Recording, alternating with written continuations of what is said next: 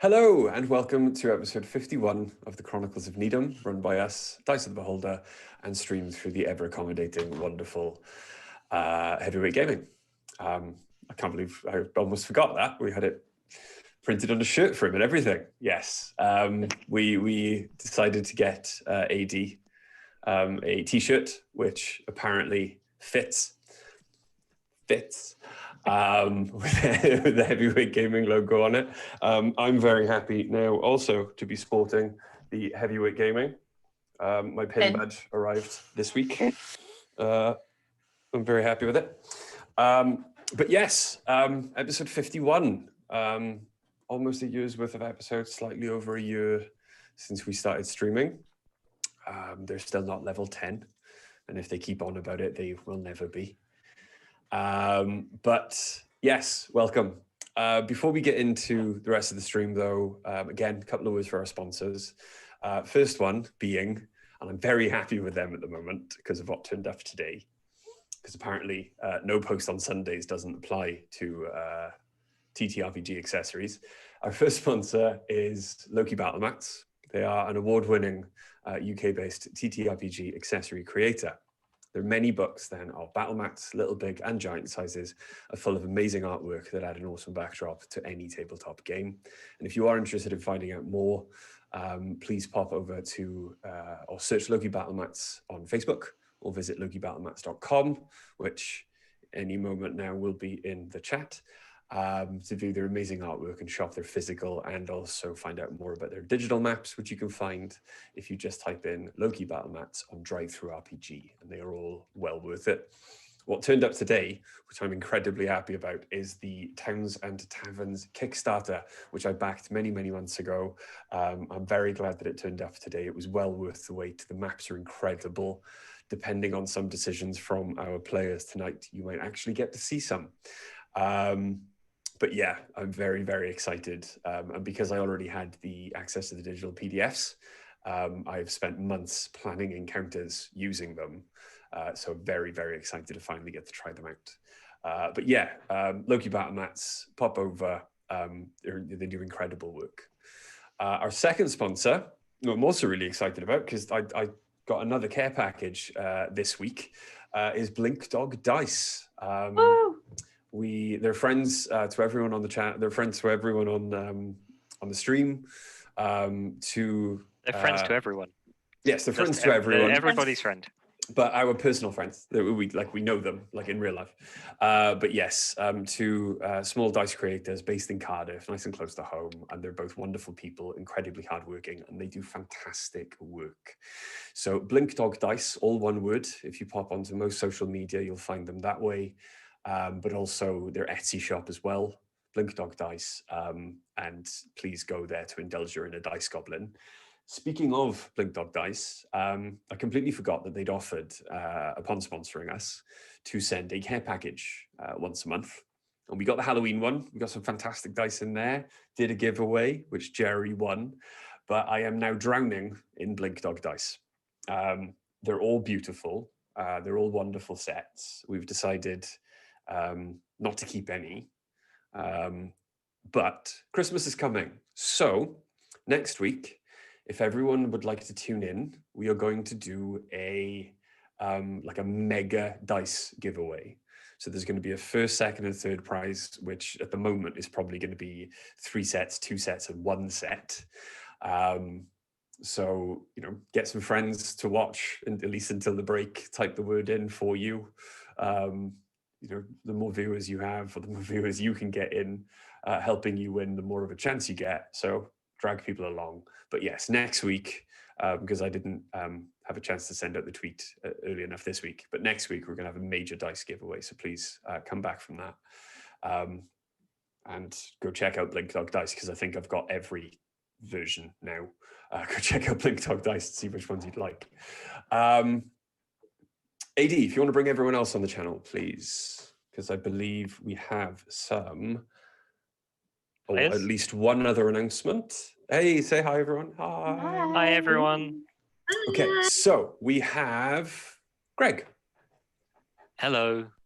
I am in the middle of signing up for this, so there will be a link in a little bit. But basically, on the 23rd of December, I'm going to be putting myself through the terrible ordeal of playing Hades for 20 hours, at least 20 hours, possibly more, in support of Operation Anti-Loneliness, which is a British Red Cross initiative to raise money for people who are experiencing loneliness, which obviously always a problem, especially at this time of year. This year more than ever. So hopefully we can raise a little bit of money, and if you can tune in to that, you can watch me steadily become less and less comfortable and lose my mind a little bit as I sit here. The idea is that I'm going to try and start from a completely fresh save and get to the first clear of the game in 20 hours, which took me 56 hours the first time. So we'll see how that goes. But either way, I'll keep playing for 20 hours, or until I clear the game for the first time, or until I pass out. It'll be one of those three. Some of our friends here are going to pop into the Discord and chat to me, so it won't just be me talking about Hades the entire time.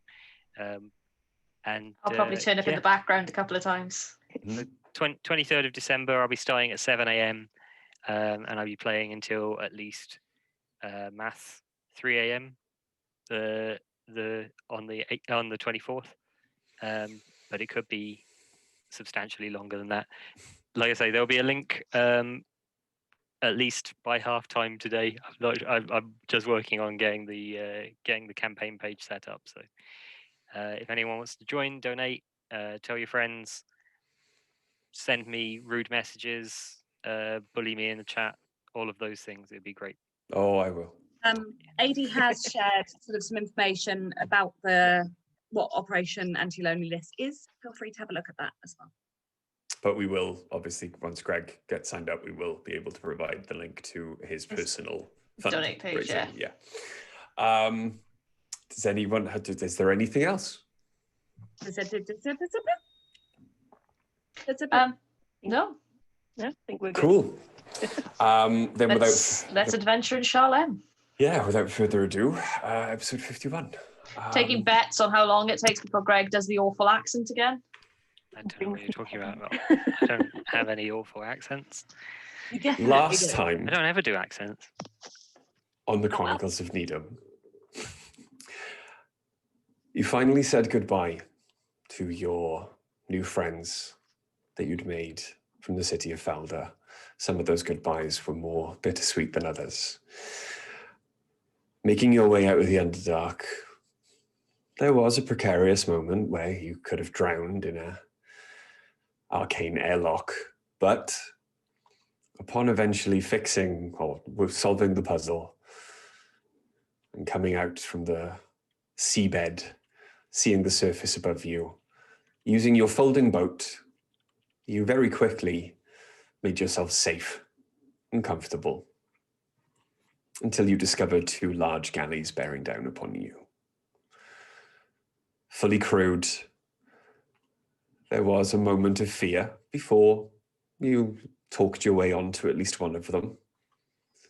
And after a bit of back and forth, your penchant for honesty? Look at Bryflex in his vocabulary, throwing out a penchant all casual like. Your penchant for honesty, which Sepsis hates, had you reveal yourselves very effectively to what you discovered to be allies in the form of Captain Handsome and Captain Malicious. They explained to you that your passage had already been paid for in a long-standing agreement with the people of Felder, and offered to transport you to the nearest dock, explaining that there was no other safe harbour along the northern coast of Charlem, as there was a huge seawall in the way. You went to bed, Some of you had dreamless sleeps, others slightly more ominous ones.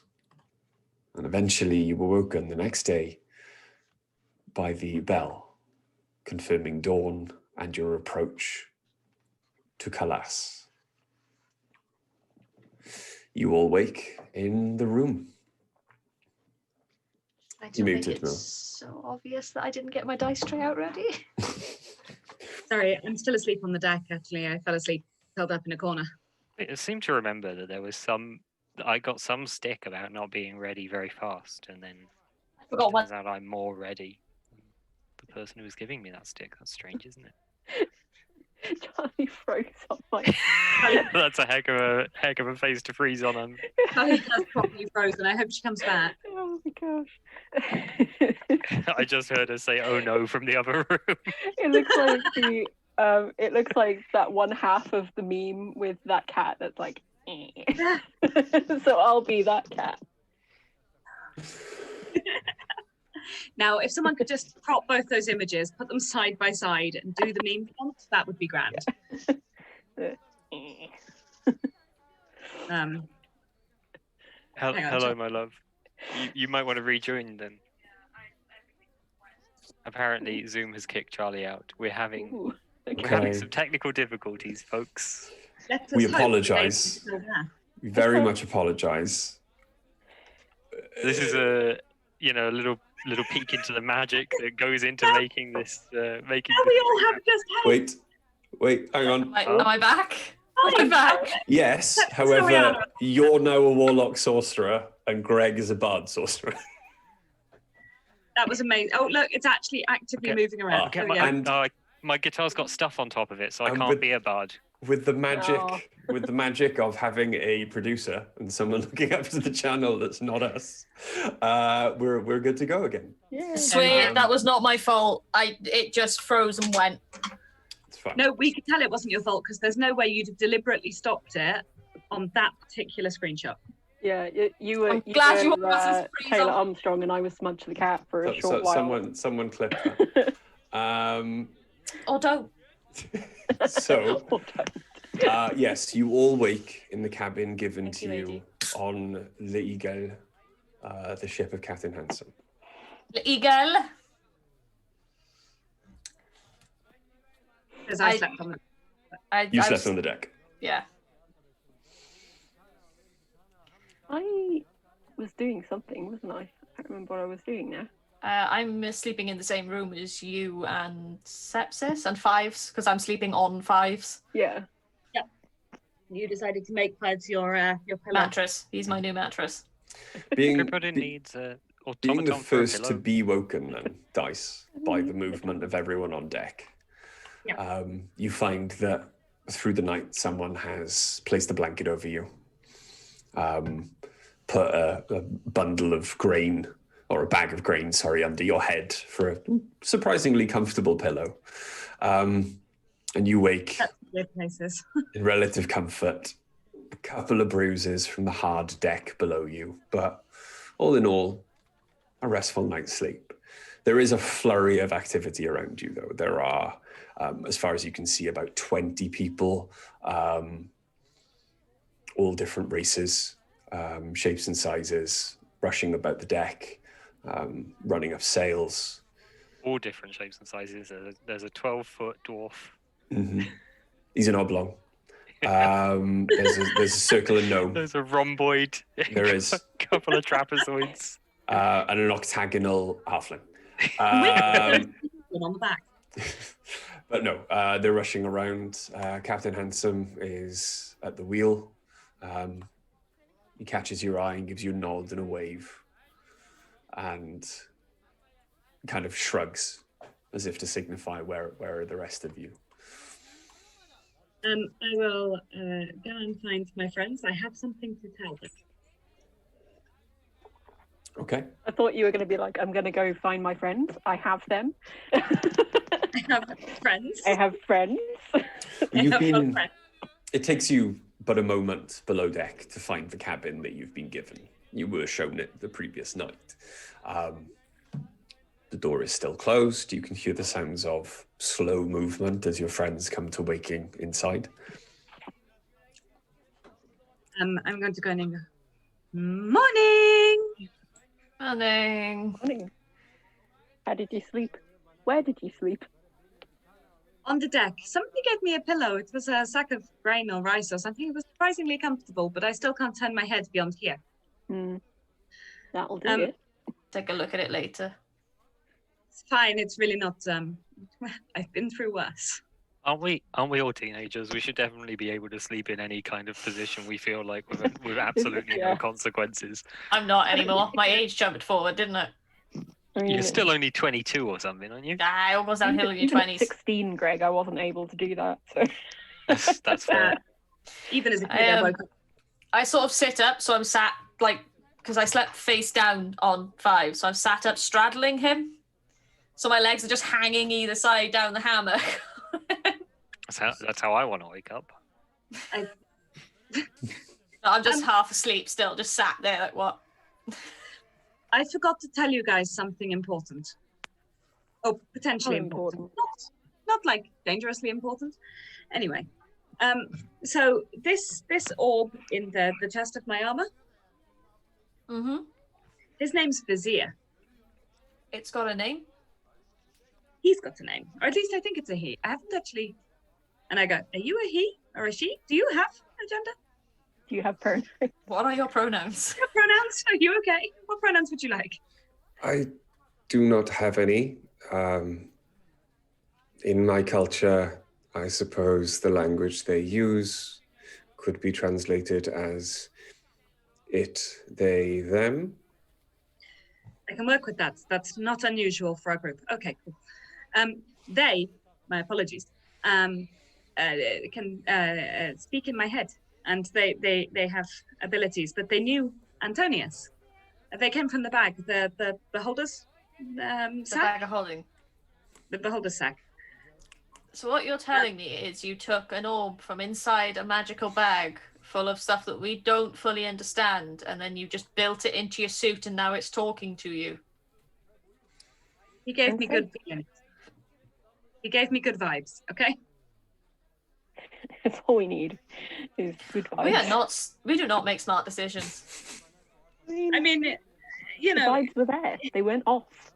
They're good. They're solid. You did do, just to confirm, you did a successful identify check on it. As far as you're aware, by the terms of that spell, it is not cursed.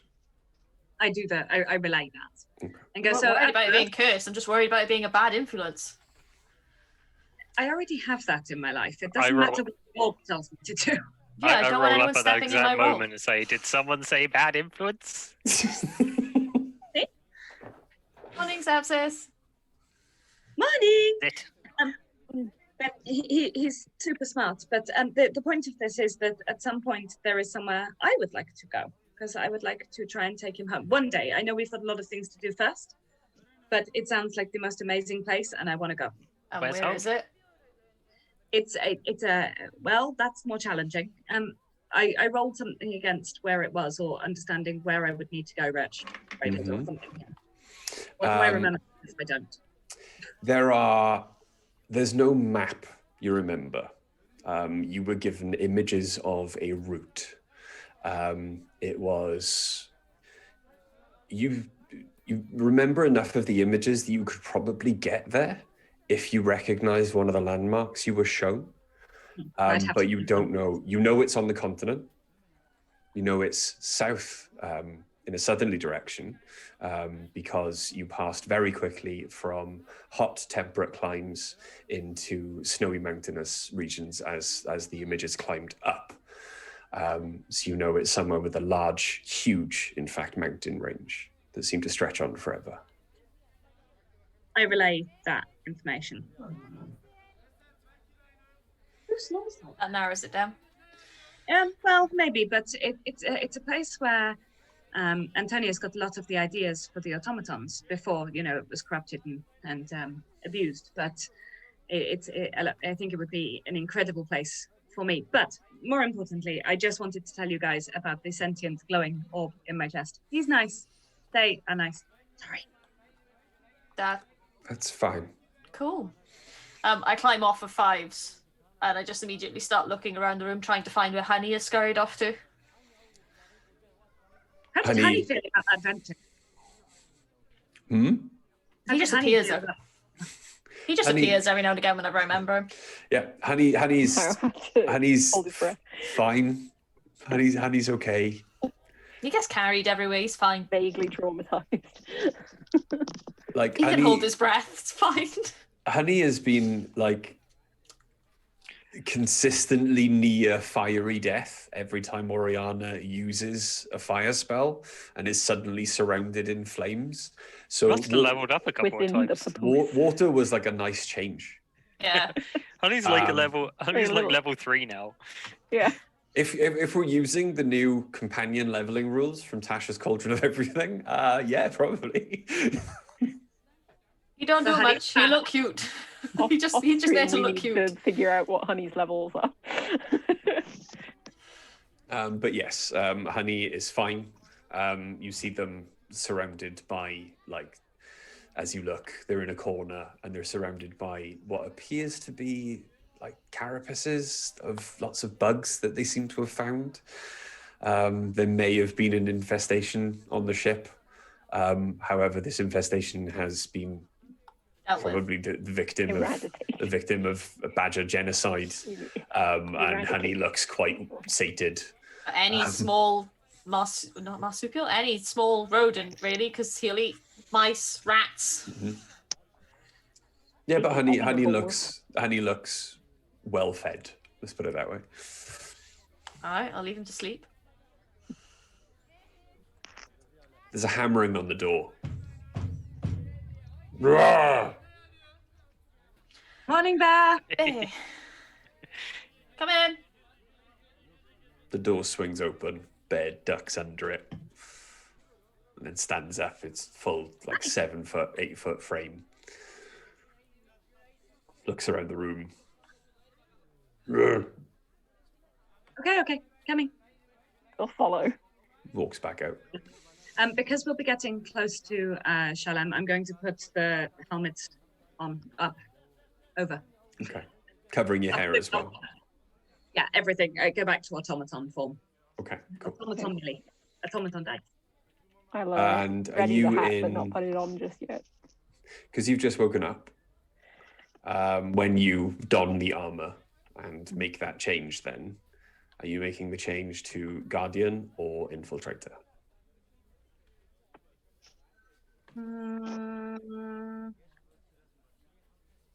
Guardian looks more like a standard automaton, doesn't it? Yes. Well, the first ones, it's the one that looks more like Fives. However, you have now seen the automaton army, and there are many different forms of them. The 2 that you killed in the woods that were guarding that elf, the 2 you freed in the woods that were guarding that elf. One looked more like Fives, another looked slightly more like your Infiltrator army. There seem to be different automatons made for different roles. I think as a companion automaton to assist Oriana, I would be quite stealthy looking, so I'll stay with the sleeker lines. Infiltrator. Okay, cool. Anything else before you make your way on deck? Nope. Okay. You make your way up on deck then, and the ship has moved quite a distance since Dice came below. You can now see what you should be able to see land quite close by. You see the birds wheeling above you in the sky, seagulls, a pelican or 2. But there is a strange darkness to the horizon as you look towards the land. And as you get closer and closer, the ship cutting through the waves very quickly, this dark line grows, gets thicker, until eventually you start to see cuts into the top of the line. And they transform themselves into, or the line transforms itself into a seawall that stretches left and right as far as your eyes can see. And even from this distance, you try and estimate how tall this wall is, and it's almost impossible until you get a bit closer, when eventually more detail actually appears to you. You see ballista maybe every 30 feet or so on top of the wall. Hundreds and hundreds of elves and automatons lining the top of the wall. And the wall is 60 feet up, 80 feet up. There are towers every 100 feet or so.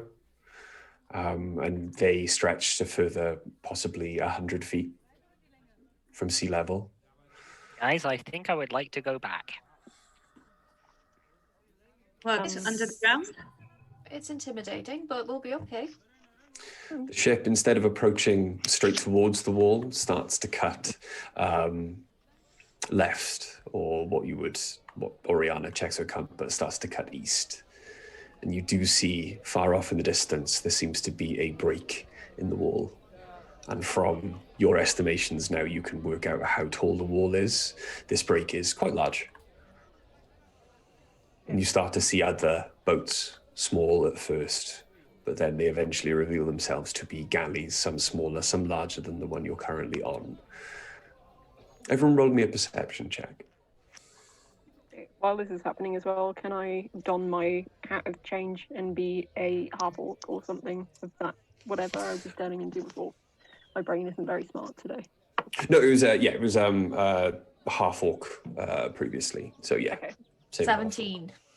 17? 11. 11? I tried my beautiful new dice the first time and can only assume they're not attuned to me yet. So we'll just ignore what my perception check We was. need to take a short rest so Millie can attune to her dice. Well, I'll just plug in. a week isn't long enough. All right, Ace. where's that attitude come from? Ace, what did you very get? tricky. I got a 16. 16. Mm. Okay. So Ace and Dice then. Oh, sorry, Ace and Oriana. I apologize. As you get closer, the ships in front of you, the ships up ahead, you start to see more and more details. You notice most of them have their sails down. They are quite far away from shore. And at this distance, you start to make out detail of what looks like a port. But they're very far away from it. And they all seem to be, it's almost like they're queuing. And there appears to be a traffic jam of sorts. We on the sort out our water. new papers. Did we sort out the new papers with Hanson? Oh, you need to do that. Going right now. It's Yeah. malicious to speak to you, yeah? Yeah. I'm going to find I will malicious. accompany you. It looks like we've got a queue anyway, so. We've Well, got thank time. God. 'Cause- Going. Okay. You go to find Malicious? Yeah. Okay. It's very obvious to you then, as soon as you turn away from this site, that finding Malicious is going to be slightly more complicated as you see her ship maybe 100 feet behind the one you're on. Okay. How fast is the ship moving? In knots? No, in seconds. Maybe 20 at the moment. 20 feet per second. Okay, hang on 1 second. I have to go to the website because I can't do things like this on the app. In some live maths. It is going to be live maths because I want to see if I can do something. You hear Handsome, as this is going on, by the way, you hear Handsome call to some of his men. Yeah, can anyone see what is going on up ahead? The sail is in the way. And there's a call back down from whoever's in the crow's nest saying, I can't really make out what's happening, Captain. I mean, I could. It's probably going to grab too much attention, but I could fly out there. I've really, really got a plan and it should be pretty fun. I've got To see what's going on up ahead. Oh, no, the other direction. Carry on. Okay, to get to Malicious, hopefully back, I am going to take... Do I feel like I have 10 minutes to spare, or do I need to move quite quickly? probably got time. You know what? Let's not risk it. I'm going to climb down the rope ladder to the side of the boat that we got on from. I'm going to drop it over and climb down. And I'm going to cast Water Walk, and I'm going to walk to the other boat and walk up their ladder. Okay. All right. Cool. So you hop over the side of the boat. And it's going. A crewmate runs over. What are you doing? What are you doing? Get back on. I'm Where going are to you going? The lifeboat's on the other side. You going for a what? Can anyone... And he's looking at you, dumbfounded. I'm going to skip as I go. Okay. And you see him take a small bottle from his pocket, look at it, look at you, and then just throw the bottle over the side into the water with a plunk. Unfortunately, Mill cast water walking on his bottle as well, so it just smashes when it hits the water. Greg, AD says raise your cam a bit because it's pointed at your waist. I was pointing it at the dog. It was waffle cam. That was deliberate. But yeah, you are walking towards the other ship. Okay, while you're doing that then. Sepsis, Hello. could you send Creature out to have a look at what's causing the queuing? Certainly. I will do so. Because he's a bit more, stealthy than me. People notice a 6-foot purple tiefling flying through the air. A flying purple people eater.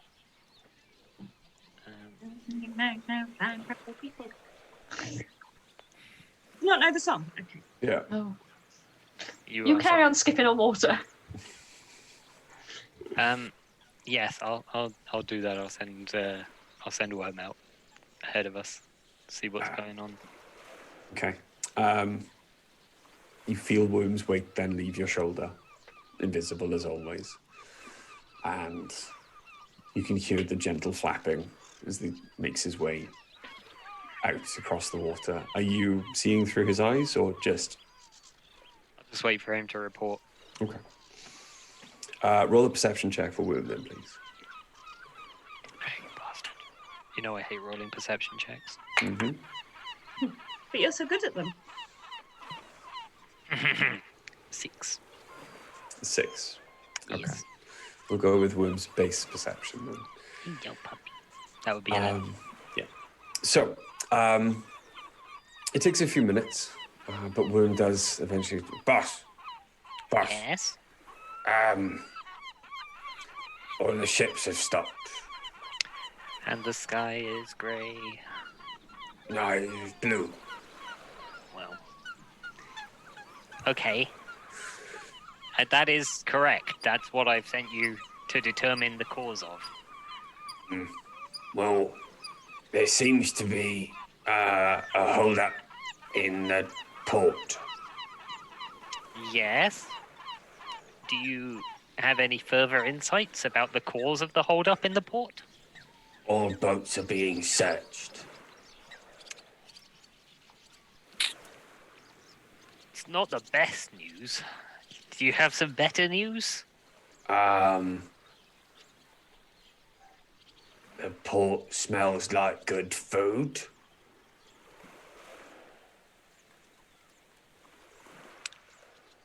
I appreciate the attempt. Thank you. Um, Can't come back now. yes.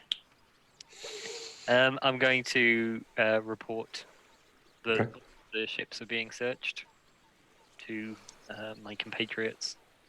During this time, Captain Handsome has come up to you and hears your report. Also during this time, though, Dice, while walking across the water, realizes that the boat is coming at a fair clip straight towards her. I mean, I'm not stupid. I would be walking at an angle towards the side of Okay. the boat. I'm not to stand there and go, hit me! Because that's So not... I would like you to roll me a athletics or acrobatics check to try and Okay. catch the ladder on the first attempt. please. Dice is facing down this boat in the same way Heath Ledger's Joker did with with the bike. Thinking the same thing. Okay, firstly, guidance. Okay. Because I'm not stupid. Okay, well, that's a really good start. I'm happy.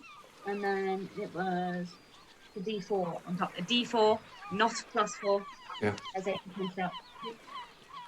Okay, so that's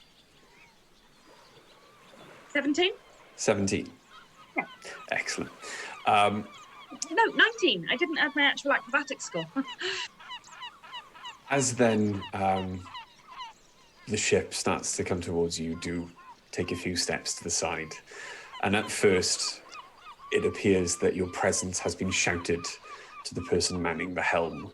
And you see the boat start to wheel slowly, but due to its size, quite dramatically away from you.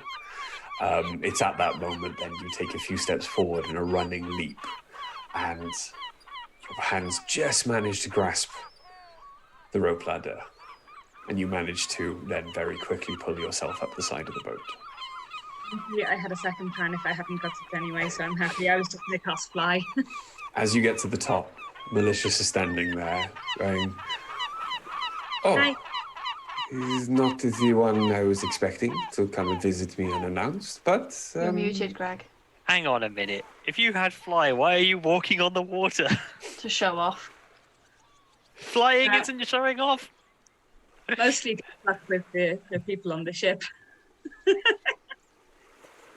But yes, a welcome sight. What can I do for you this morning?" That was fun. Ariana said that you have examples of papers that I could copy to forge. Ah, yes. Please come into my cabin and we can sort something out over drinks. I'm in. It's first thing in the morning. And she shows you to her cabin. 2 days ago I died. I can drink in the morning if I want to drink in the morning. Fair.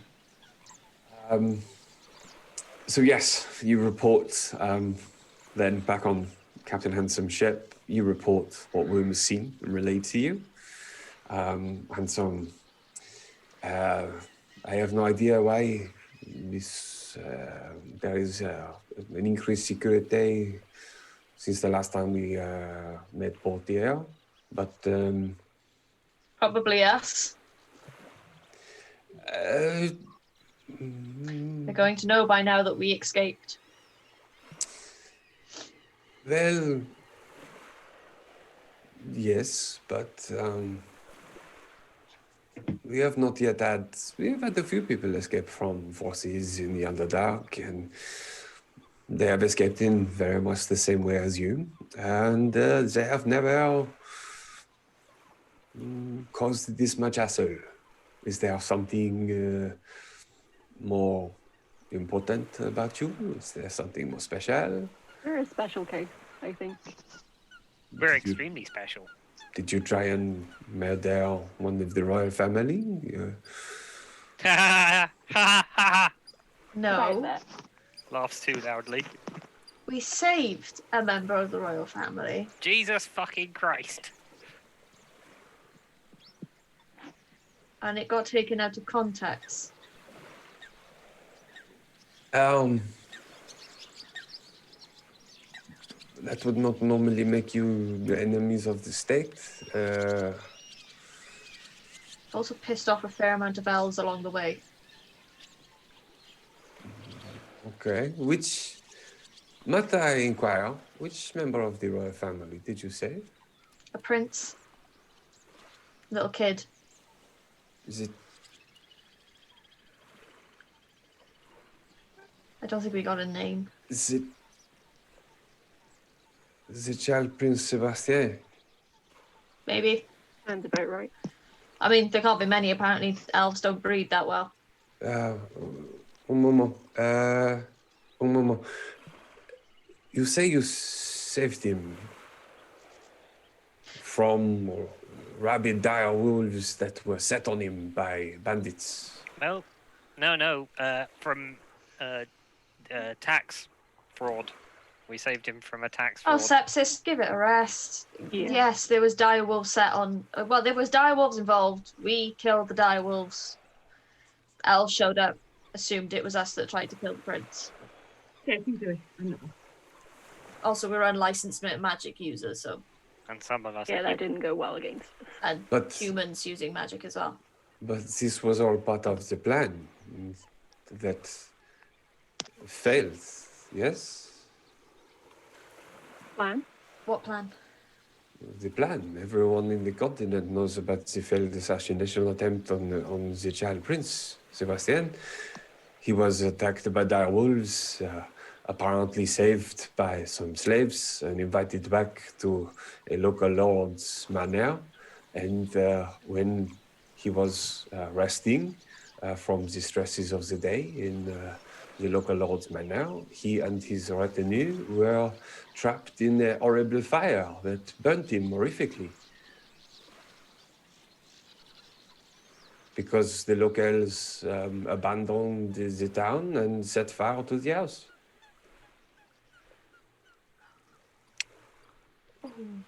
I was taken out of context. This. Sebastian has not been the same since. He has taken to wearing a mask of iron.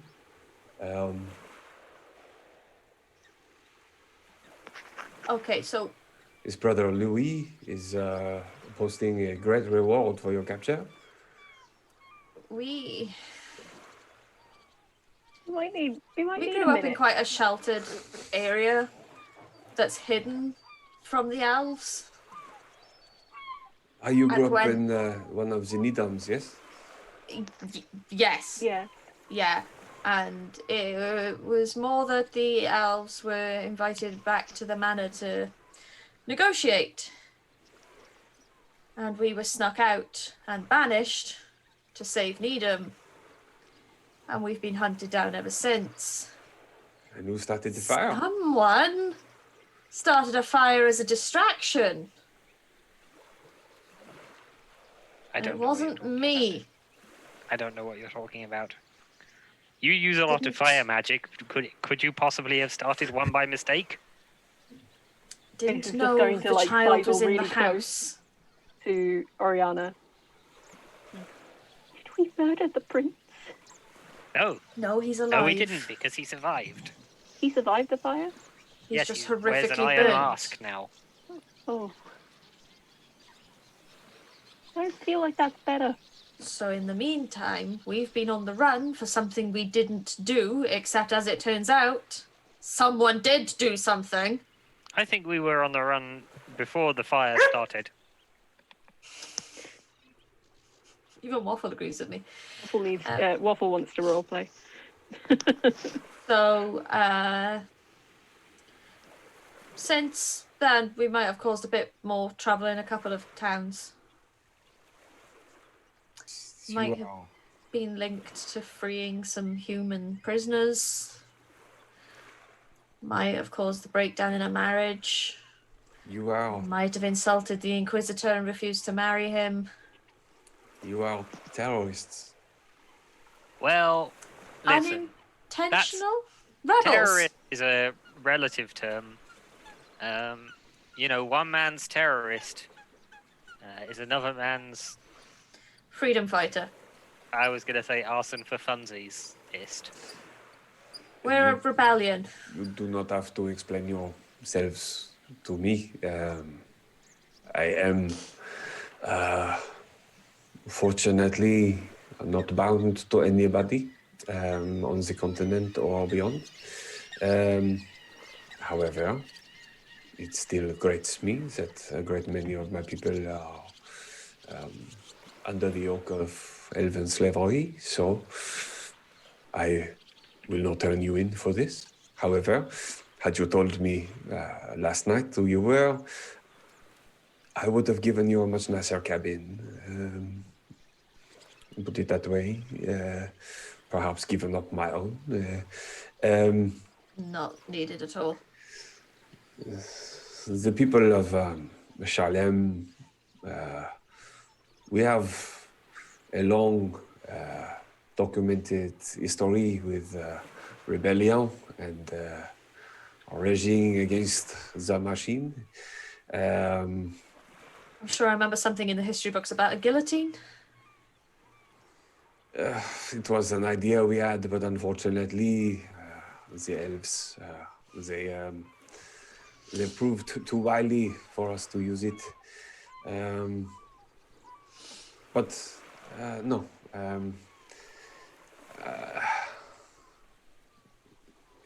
You have trace on you, oui? Oui. Yes.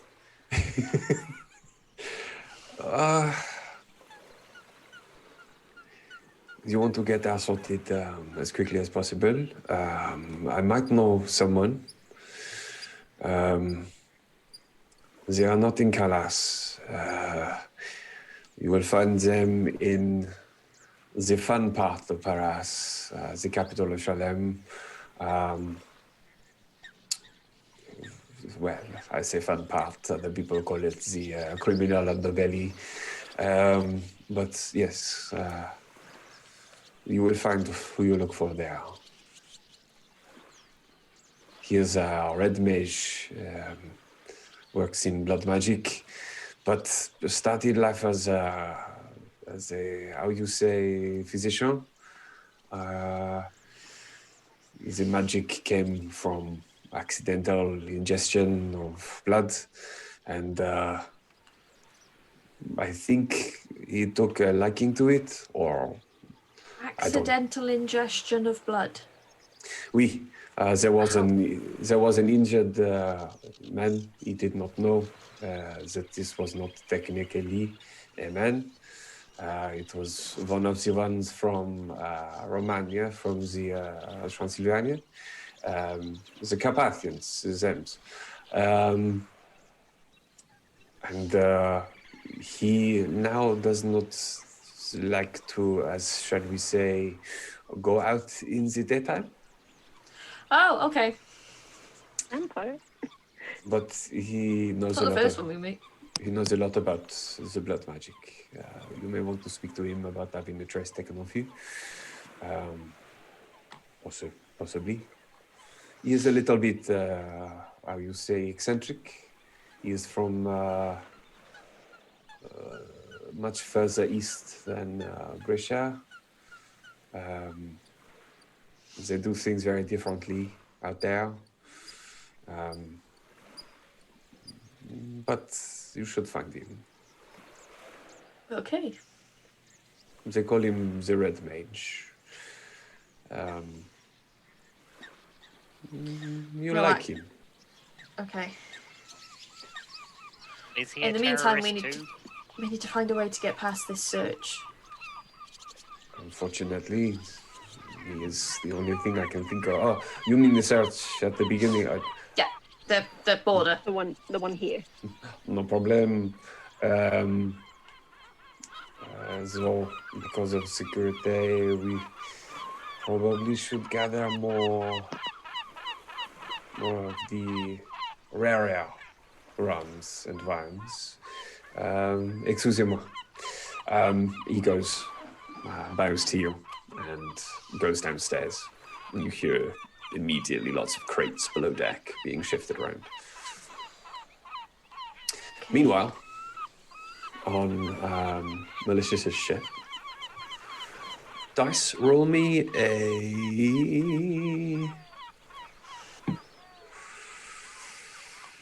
What would forgery be? Intelligence? Yeah. Previously as Yeah. Dex.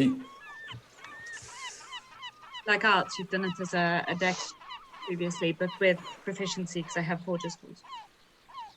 Yeah, okay. Either one. Fine. Which is a shame because my intelligence is better. But Or did we do it as intelligence? Whatever. So, right. If I do it as... I'll do guidance again, so I don't fuck it up. Be nice to little dice. Okay. 11, 12, 13, 14, 15, 16, 17, 18, 19, 20, that one. 24. 24. Okay. Malicious has quite a few examples of the papers needed to pass through port. Some of them are much worse than others, only one example of which is an actual official real document, but it's quite a lot older. With the newer looking documents and the older one for the design of the seal that is on there, you take your forger's kit, you borrow some wax from Malicious, you pour a glob of wax on there very delicately and quite well carve the wax seal. Writing is not an issue for you. An artistic flourish when it comes to writing is in your nature as part of who you are. And after maybe 20 minutes, half an hour, you have paperwork for Oriana and automatons, and paperwork for Sepsis and Half-Orc Bodyguard. Okay, good. And these are papers just for the pulp, or they last for how long? They will give you, all you have here as an example is paperwork to get you through the port with permission to travel to the capital for effectively immigration. Fine, okay. As you've been doing this, you spent 20 minutes to half an hour doing this, your glass of wine has not gone down very much, but you look up and the bottle that you were drinking from when was full is now empty, and there's at least one glass gone from a second bottle, and Malicious's glass is half empty. Sailor's constitution for alcohol? Pardon? I said a sailor's constitution for alcohol. I just like to start as I mean to go on. I mean you're always towing the line between hungover and drunk at any given moment. No. You have to be awake for at least half an hour without drinking for a hangover to take hold. I do not allow half an hour to pass before I have a drink. It is a fine breakfast, a Bloody Mary. You should try it. I think I will take quickly an odd sip of wine. I'm not that much of a drinker. And also last time I got drunk, I ended up dealing with a bunch of assassins, and then everything was quite messy. So I think it's probably safer to keep alcohol to a minimum. I find most of my problems come to the forefront when I am sober. So I have vowed to myself that I will not let that happen for as long as I live. And I'm sure that will work out well for you. Do you have to go so soon, or can you stay for a little longer? How far are we from the port now? Are you asking her? To the boat. You're in a cabin, so you can't tell. From what I could see on approach, we should weigh anchor or drop anchor. Sorry, wine. We should drop anchor maybe half a mile offshore, and then await out there. So it might be a while. As long as you can drop anchor quite close to the other boat so I can get back to the group and give them their papers before we're searched, that would be fine. We are never very far from Miguel. When we are this close to port, safety in numbers. But please, these wooden chairs are very hard. on the buttocks and the tail. Would you find it more comfortable on the bed? I think I will stay on the chair, if that is okay with you. Ah, well, yes, that is perfectly fine with me, but I have suddenly remembered that I have other things to do. So, I will see you possibly later. Oh, lass. For the record, if you'd asked me 6 months ago, I would have been on the bed. Time, it makes fools of us all, apparently. A good day to you, Dice. I hope to Thank see you again, possibly in another 6 months when you change your mind. I'm not going to pretend I just... Please. I can do some sort of sketching and doodling on the desk. Not on the desk, on paper, because it's rude to draw on people's desks. Okay. She's kind of sitting there as you're doing it. She's not actually leaving. It's like, you can show yourself out. You want me to go? Okay. And then Yes, I'll I've suddenly become very busy. You do look busy, yes, absolutely. No, I completely understand. The busyness of the not moving is very challenging. If you're not going to join me in the bed for the work I'm about to do, then I'm not going to let you watch. Okay. And I'm going to go back up onto the deck. Not the desk. I'm not going to stand on the desk. That would be, again, kind of rude. So she's diddling, I was doodling. Yes. So in it's you've just begin to, in that flustered way, just kind of leave very quickly.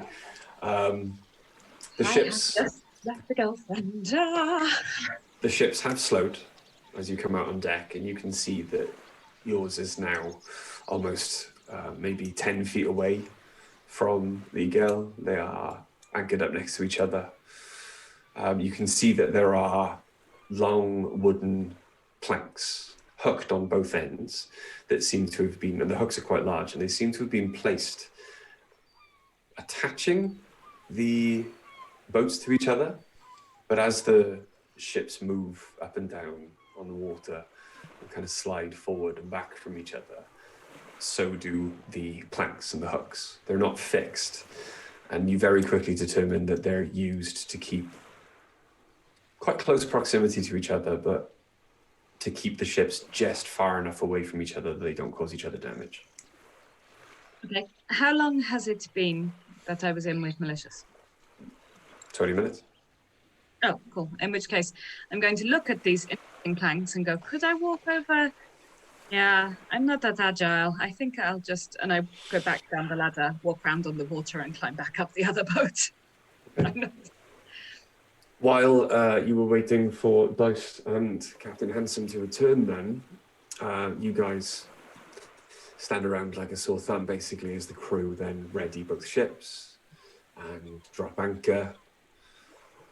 You can hear a couple of loud splashes, and you look over and you can see that the longboats have been lowered into the water, ready to transport whoever is going to shore. And it is maybe 10 minutes later that Captain Hanson comes back on deck with Bear, both of their arms full of very fine, expensive looking bottles of wine and spirit. And behind you, you hear the clunk of armor as Dice hoists themselves over the side and is back on deck. Did you have a nice walk? Yeah, Malicious propositioned me and then was slightly unhappy when I left. That was a little awkward, but the papers are done. She tried with me last night. She has 0 sense of timing. I mean, you know what? She's out at sea, with a load of pirates. Maybe new opportunities don't come by that often. I can sort of see it. Maybe. Trust me when I say she will get over it and forget all about it in a bottle or so. Ready. Or at least when she gets to the shore. Shore leave. Do you do shore leave? We do. She does not. She has not been to shore in a very long time. A lot of damage. That one. She's very But pretty. She's a fine shipmate and an even better person to have with you in a firefight. I like her not. I don't think she was angry. Just keen for me to leave.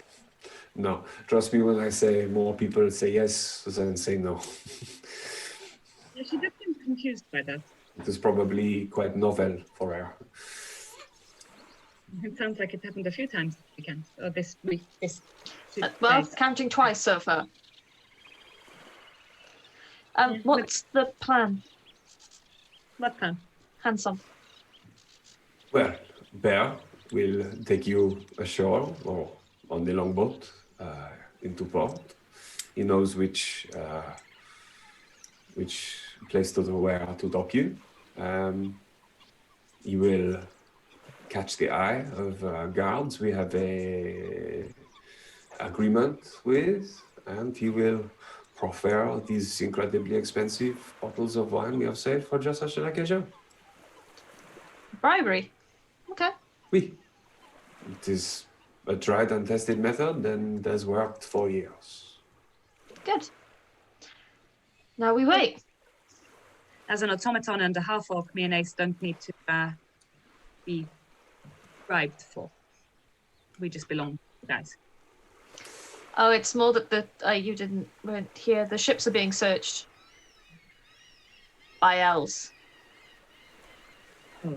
So we Well, need to maybe be not smuggled in. The bribe it is so the search is not as thorough as it could be. And where will we Makes be? sense. In the boat. On the longboat, taken to shore, where Bear is going to bribe a guard to let us through. All right, okay, I'm with you. There will Okay, there will be a search. I look forward to seeing Bear do a bribe. When this guard searches the longboat, there's nowhere to actually physically hide in the longboat. Am I correct? Oui, but So the guard will. The search. Yeah, no, I understand. The guard will see our faces, but he won't have seen our faces. Oui. Yes, that guard sounds like a loose end.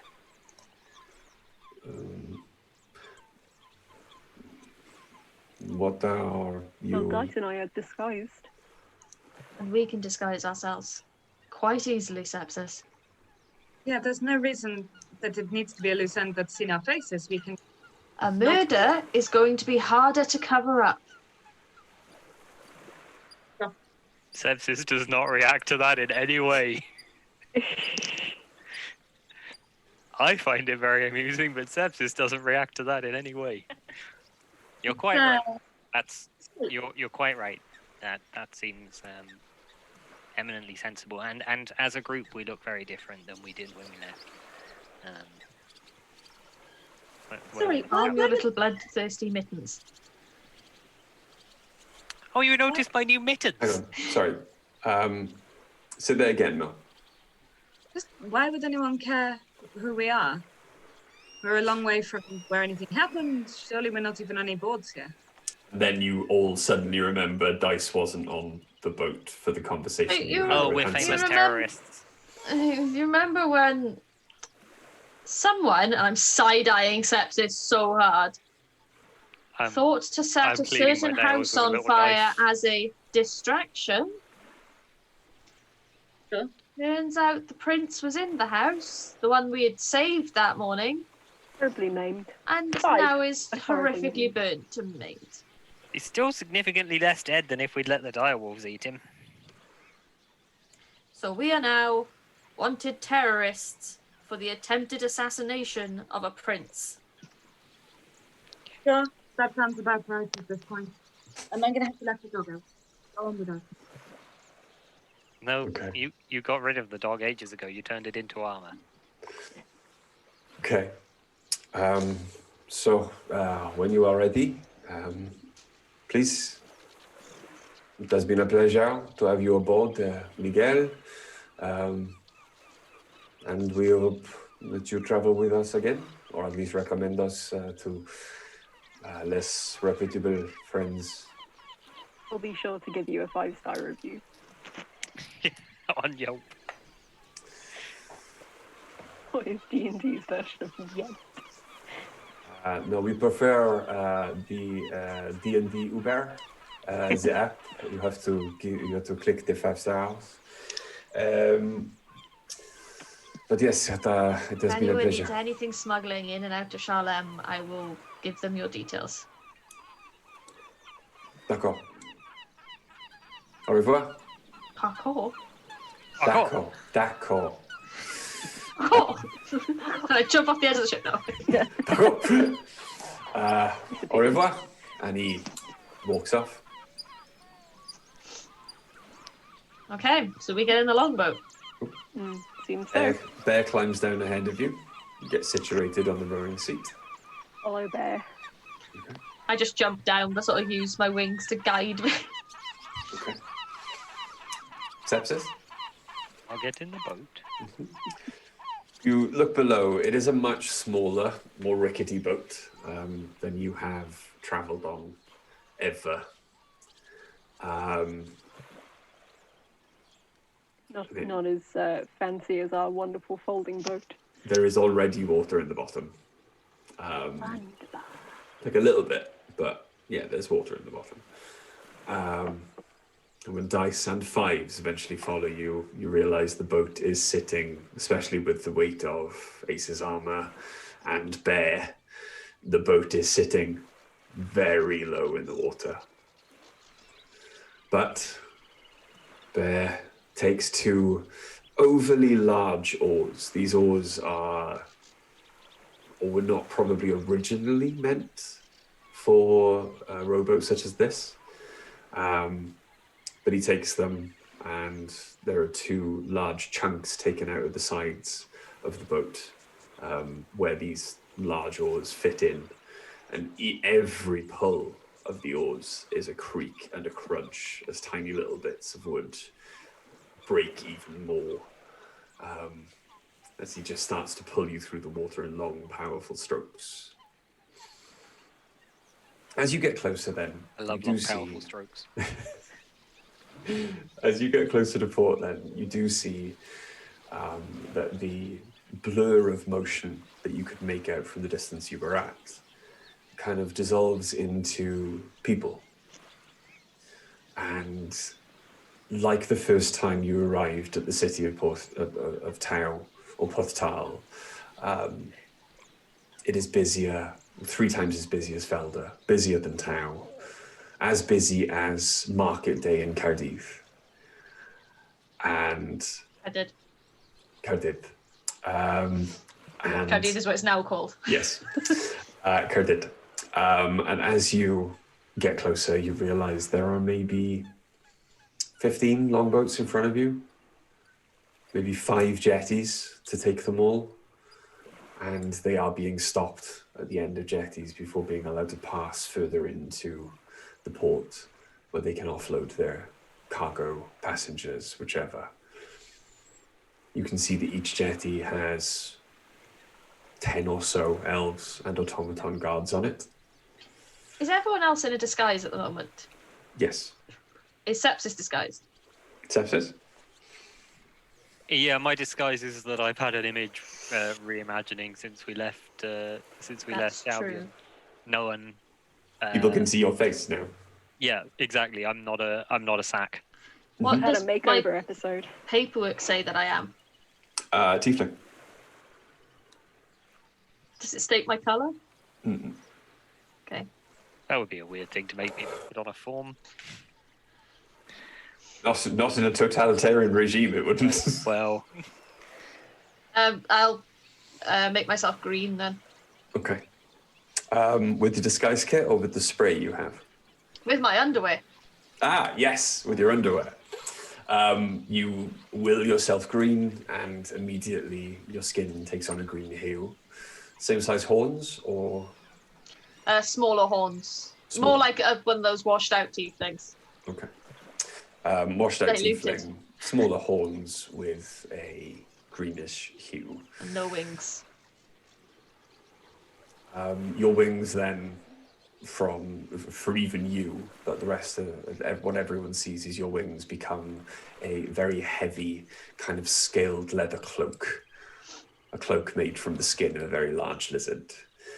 But you make your way closer and closer to the docks. Instead of joining the queue, Bear does not stop powerfully pulling the oars, but veers off to the left, towards a jetty that appears currently to have one boat next to it, no queue approaching. And there is a group of 2 elves and 2 automatons, and one of the elves is currently helping a very well-dressed elven man out of a very finely made longboat. And as he steps, there is money pressed in to the elven guard's palm, and the man dissolves into the crowd further up the docks. The guards turn back, seeing Bear approach, seeing all of the passengers in there, and both the elves hold up their hands to halt. And Bear takes up one of the oars, moves it out of the way, and the boat very gently slides into place alongside the jetty.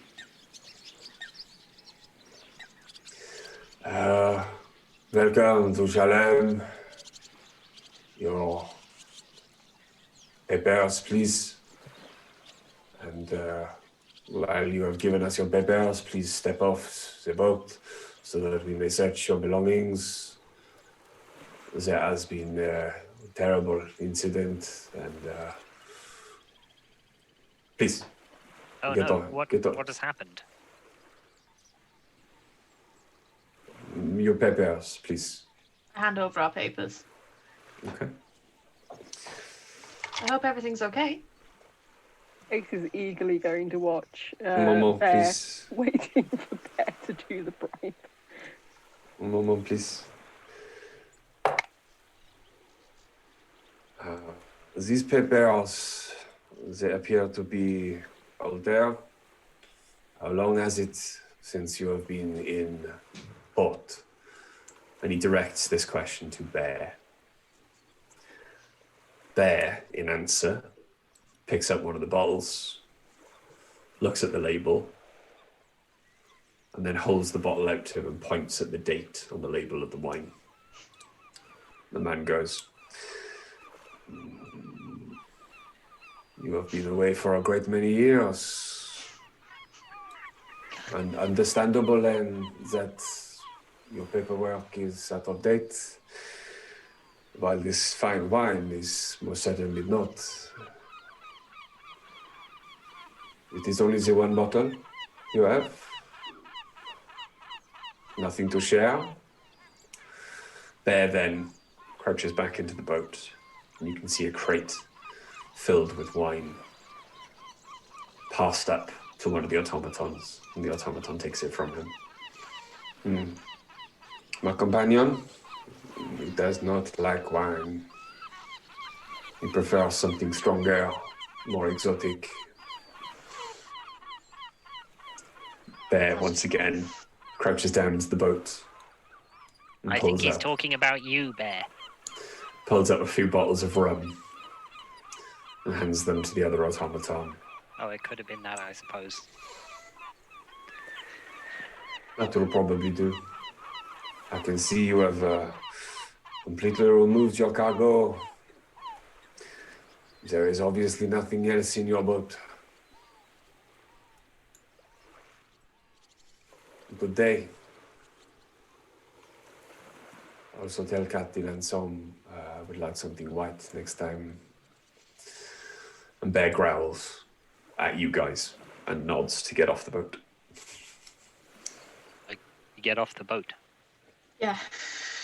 Without a wave, without a sound, Bear puts the oar back in the water and pulls the boat away. And you are left standing there on the jetty with the elves and the automatons.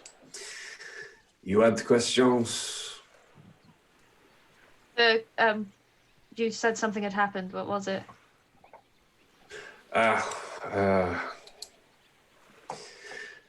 We believed it to be a rumor, but entirely too many people in Kalas say they saw it, so we have to start investigating. Perhaps a week or so ago, There were reports of a strange flying ship with tentacles that appeared out of the water somewhere in the middle of the channel.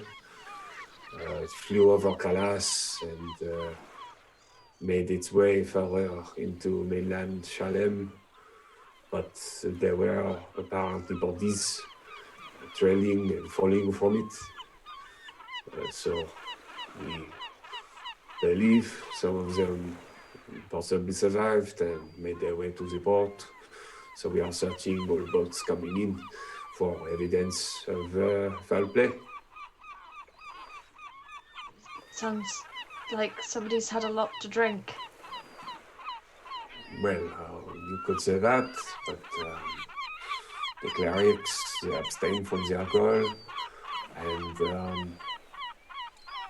a lot of the people who reported sighting it were very reputable source. Oh. The quartermaster of Kalas saw it himself. He wanted us to investigate because he was not where he was supposed to be at the time of the sighting. So we are investigating. You did not see anything while on the water? Oh, nothing. Where do you hail from? Just point back across the channel. Albion? Mm-hmm. Ah, oui. You travel from Cornish? Yes. Yeah. You are Cornish. Yes. Not born, but spent some time there. And your business in Shalem? Travel. Holiday. Heading to Grisha eventually. Grisha? Yes, it's something of a grand tour. There is... you have heard of the warnings about Grisha? I have. We have. Yes. It is a dangerous journey to take with of you. You may want to perhaps hire a larger retinue. There are many retired elven guards. They have put together companies of bodyguards to guard people who travel from country to country. Are you offering your services, officer? No, I am a career soldier. However, I do know some quite trustworthy retirees who could possibly point you in the right direction for a small fee, of course.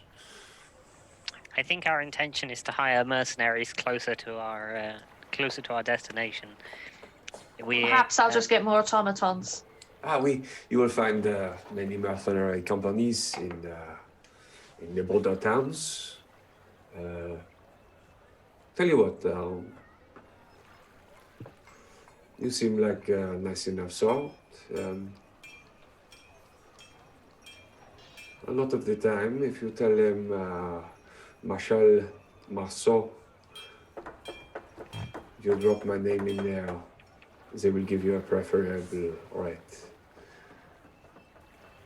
You're well known then, Marshal.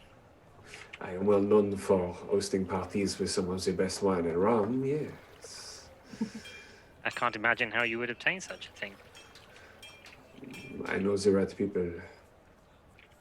So Well, I think that's everything. Thank you.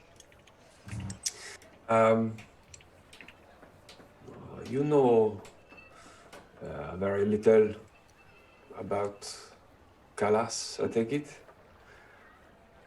A bit. You are looking for somewhere to stay while you're here?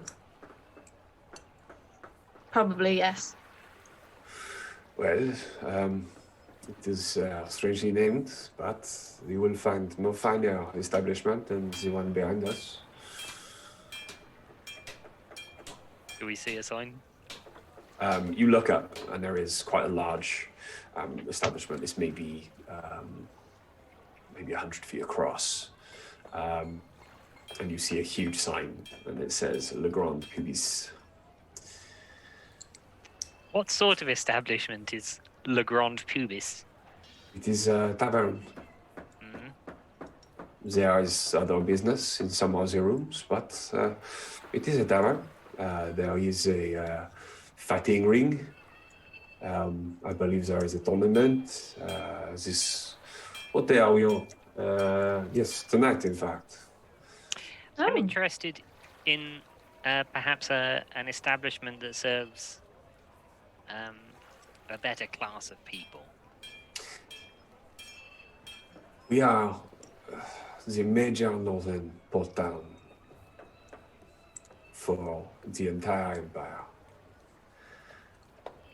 A nicer class of people does not normally come north in Chalet.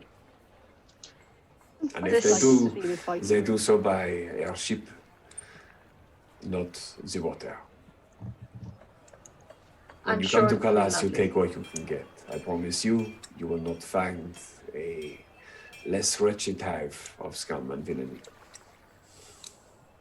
Well, It sounds wonderful. Your recommendation certainly is glowing. I'm sure it'll be fun. Yes, Shall we get a move on? Yeah, by all I think means. so. Sure, these lovely gentlemen have a lot of work to be doing today. Actually, I need to get most of this home. We'll let you get on with that. Come, Philippe.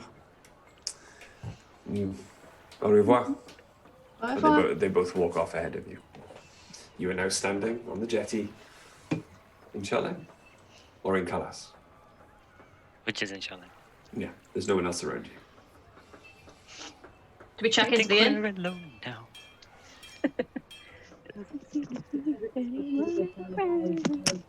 Can't hear you, Millie. Yeah. Have you put Go. like a pillow on top of the microphone? Yeah, or it sounds something? like something's blocking your microphone. You just sounded like you're underwater. There's really no reason you wouldn't be able to hear me. Oh, there we go. You can hear you. There we go, you're back now. It does. Every now and again, for some reason, your microphone goes really muffled. Is there like a loose connection or something? Because it does seem to cut in and It's out. the integrated mic. The integrated mic in a laptop, and it's the same one I use for everything. It's been fine. Anyway, perhaps we should try a different tavern than the one recommended to us by the Elven Guard, who knows that we came here without being searched and who let us in on old papers.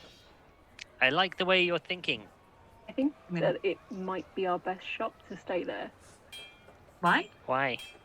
because maybe somewhere else will be more suspicious of us, and if we're among people who are quite suspicious, we won't be so conspicuous. Yeah, but like Dice said, that dodgy motherfucker who just left with the large bribe of wine and rum would know exactly where to tell people that we went if anyone were interested in that information. And since we already know that he's willing to do things in exchange for Gregory? recompense, perhaps him having that information is not to our best interests. What do you think there? There It's gone. Oh, They're left, eh? I had Hey, to you need to lie would down. have said goodbye. I liked Bear. I mean, he didn't give us much of a chance. He finished the bribery, got us off the boat, and literally paddled away. I think we should look for a different inn. I'm with Dice. with Ace. This inn should be fine. Well, as we But what- discovered, it's not even us they were looking for on the ships coming in. They're looking for bodies that fell from a floating tentacle boat. Yeah, that Which concerns was me. because very we still- disconcerting. It is, because we still have the control crystal for the flying tentacle boat. Mhm. So how are they flying the tentacle boat?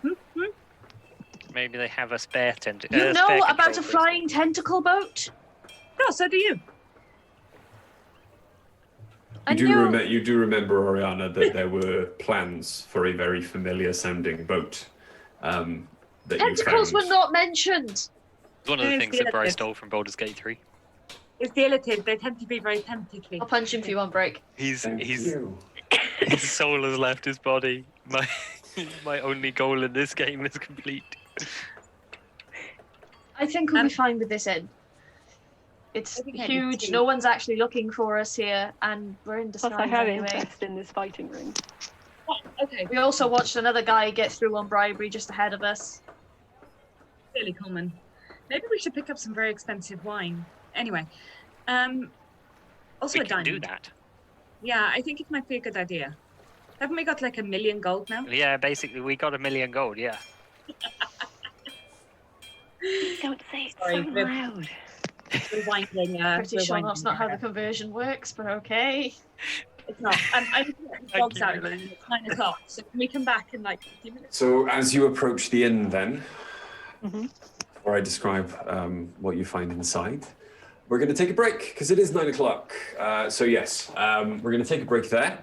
We'll be back by about 20 past. But please use your break wisely. Stick around, but also open another tab on whatever browser you're using and pop over to either LokiBattleMats.com as one of our sponsors and Blink Dog Dice on Etsy. Two fantastic, and coming to Christmas, obviously, you know, everyone wants Christmas presents. I will give you my address. We got the link just- for Greg's fundraiser now. I did dump it in the chat. Okay. Not the Twitch chat, because I don't Yeah. think I can post. You can't. Apparently, I Yes. can post links. No, it'll block. No, it blocks it. There you go. Okay. It's come from Heavyweight Gaming. Cool. Yeah. Also, spend that time, please, if you can, popping over to Greg's. Is it Titify? Tiltify, I think it is. Tiltify? Tiltify. It's just link. what Red Cross are using, but obviously the stream will actually be on Twitch.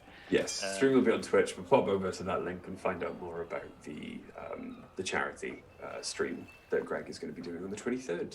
Say But goodbye yes. to everyone, Waffle. So, we'll see you in about 15 minutes. Please stick around for part 2. Catch you in a bit. See you in a minute.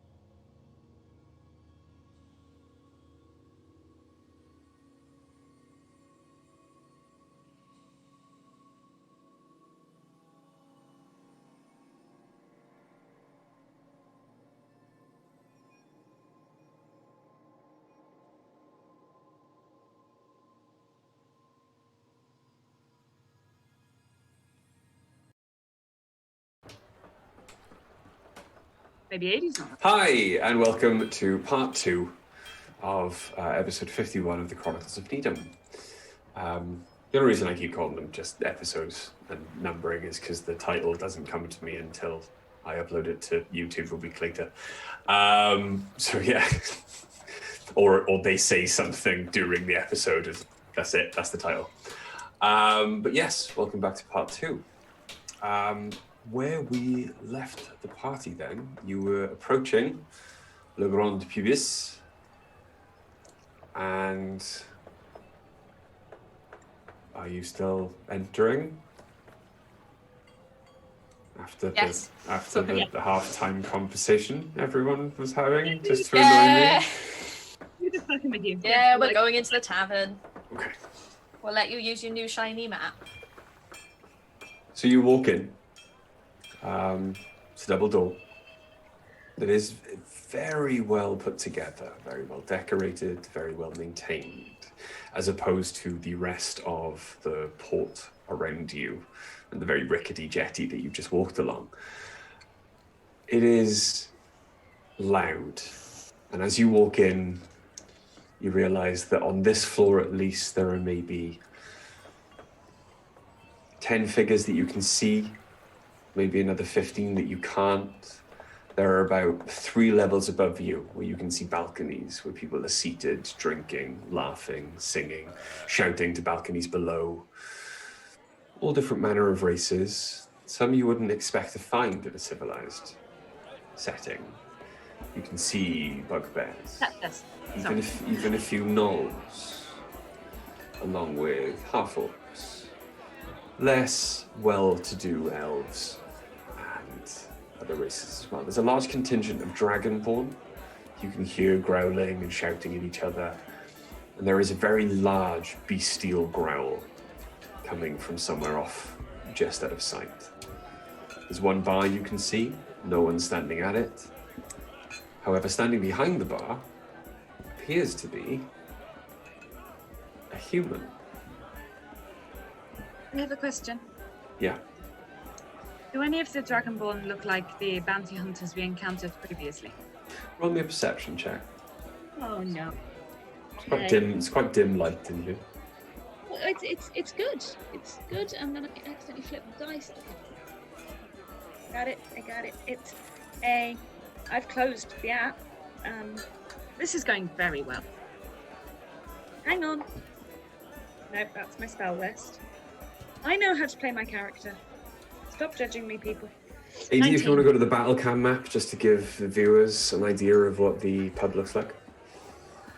We've literally just walked into the bar, my love. You haven't missed anything. 19. Yeah, Oriana said how.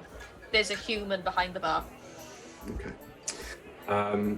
So as you walk into the bar then, you do look off in the corner, and up on the second level, they all appear to be shouting quite raucously and viewing something down below your sight line, just out of sight.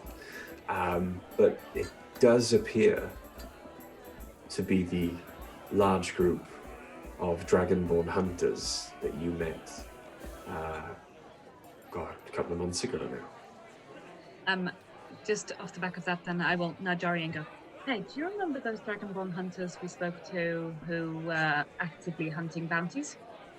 Yeah, they were looking for something to bring on. It's not the same guys, is it? There's that one with the funny shaped horn, see? Same guy. Wow. Well, they didn't find the frozen greater dragon thing. They wanted to bring back, what was it? Something Tiamat? Tiamat. Something. Yeah. I don't know what that is, but yeah, same guys. You should say hi. See if they Doesn't remember sound you. like something we need to worry about. Was I in disguise when I... What colour was I? Honestly, it's a mystery. I think we should just stay away from the bounty I hunters. don't even think I had wings then. No, you didn't. Not back I then. feel like maybe we should start keeping like a diary of what we looked like when we met people.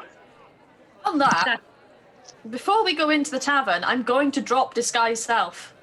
Okay, so you walk in as... I walk in as Oriana. Okay, cool. Oh, that's insane. I walk in as an automaton.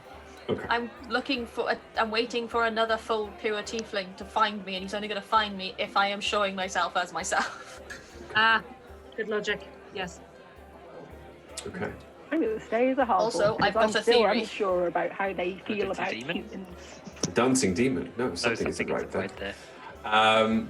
Sorry, so you all walk into the bar. What are you going to do? Head to the bar. I'm going to quote once more with feeling as much as I possibly can. Okay. I will just follow Oriana because I am For thorough. conversational purpose. I'll try and find a table. Well, he's gone and can't hear you now, so you're doing what we're doing. What Well. you weird? Head What? to the bar. Okay, so as you approach the bar, then the barman smiles. The smile does not quite reach his eyes, and he leans down on the bar in front of him. Bro, you didn't hear when you were away. I'm not going to the bar. I'm looking for a table. Okay, you're looking for a table. Yeah. No problem. Okay. But as the rest of you then approach the bar, bonjour. Wow, Hello. it's Sepsim's girlfriend. Sorry. Hello. Oh, not locals then. No. Well, it's nice to meet new people. Stranger's just a friend you haven't met yet and all that. What can I do you for? Room? Romp? Rum? Rooms first. We'll do rooms first. Well, the romp's included in some of the rooms, and to be fair, they are cheaper. We're okay without the romp. I can usually provide the romp myself. And have you got employ at the moment? Are you looking for steady business? No, I've got enough income to last me a while. Successful then? Oh, okay. Right. Room each? Sharing? Still an automaton. The 2 automatons are with me, and then they get a room each. So 3 rooms. All right, I can do a slightly larger room because, there's not much standing space, as it were, in my rooms. More lots of laying down space. And I've heard automatons aren't that great to sleep with. So, 3 rooms. I can do that. That's gonna be. And he looks over you. You're all wearing the clothes that you purchased in Felder, yeah? Okay. That'll be 5 silver a night, each per room. Yeah, sure. Oh. And an extra silver for the turn down service per room. Yeah, sure. Sorry. Oh, Didn't we have a note from that nice gent at the dock? That was for something else. Okay. Also, I just want to see how many things she can add on. He, I think. it is a he. I tell you what. How about you include anything, and I'll give you a gold for each night for each room.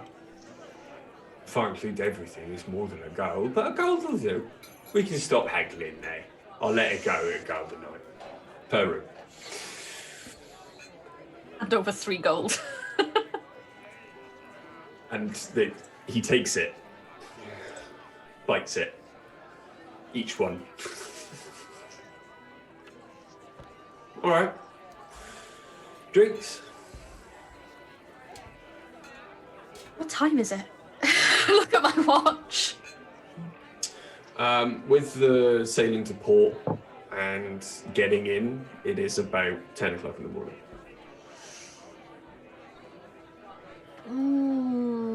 Yeah, go on then. I've got to wait for the porter anyway. She's otherwise engaged. But when she comes down, she can show you to the rooms. She getting a tip. A couple of them. I don't think Dragonborn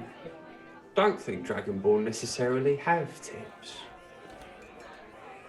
More like the what are they called? The qua? I quit. I quit this campaign. I quit this Twitch stream. I didn't sign. I didn't sign in to this team's chat today in order to be made to think about dragonborn dicks. That's not what I'm here for. Okay. We can stop them. Cloaca. I'm gonna throw you in the Thank fucking you, sea. thank you, Heather. That's the word we were thinking of. Right? Get in the fucking sea. But anyway, Reading the drinks. thing. What are you having? Have you got any mead? No. I'll have a look. And he wanders off into the back room. Jesus. Oh, Ace, do you want me to ask about the fighting ring? Yes, I would like that, and also maybe try and figure out how humans are treated here. As you mention fighting ring, you hear another loud growl and a crack of what sounds like a whip. Somebody bear taming. What, taming? Bear is in the animal, not the person we left on the ship. Kind of tame bear. I thought bear was a bear. He's a bugbear. Okay. I'm talking like Goldilocks and the Three Bears, Okay. but only one. I think I can hear. I don't know. After a I know moment, the then. bear's the one using the whip. After a moment, then he comes back with a very incredibly dusty bottle and puts it down. Not much call for mead in these parts. Yeah, you can have this. We only had the one bottle left. That'll be 5 silver for the bottle. Okay, and I hand the 5 silver straight over. Anything for anyone else? Something local in a picture. All right. Picture of wine.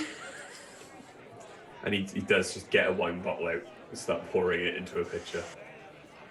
Good for me. 3. There you go. That'll be 3 silver, please. Yeah, Ace just throws in 3 silver. I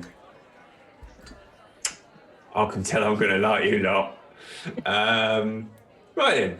And nothing for the automatons. And I thought there were 3 of you. I'm holding a table. Do they want anything? A glass of red. All right. That'll be a silver. I pay it. I think it's funny, but it's easier for me to do it that way. Okay. I was going to ask, the fighting ring, is there a sign up or just jump in and have fun? We'll go over, look like you're up for a scrap, see if there are any challenges. There's a tournament later, so you might, no one's signed up for it yet, so we were waiting for someone Why no to come sign? in. Well, we do have rules that you can't get in the fighting ring if you can't look after yourself. And those Dragonborn did sign up, but I think they might kill themselves if they get in the fighting ring, I'll be honest. And I don't want the hassle. Messy clean-up for Dragonborn. So yeah, I mean, our main challenger, she's waiting for anyone to sign up. What's their name? Hmm? What's their name? 1, I think. 1? Yeah, she didn't come with a name, she came with a number. The owner purchased her ages ago. And may I ask, what species is 1? Oh, human. Oh, We don't trade in any other racial slaves. We're a reputable business. You have human slaves. Yeah, doesn't everyone? A human. But you're human. Only a little bit.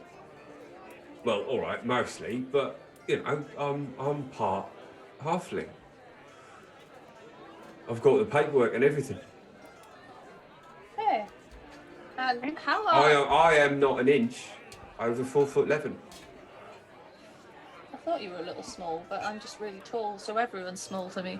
I'm a very, very tall halfling. Aren't you a little short for an innkeeper? You're not there.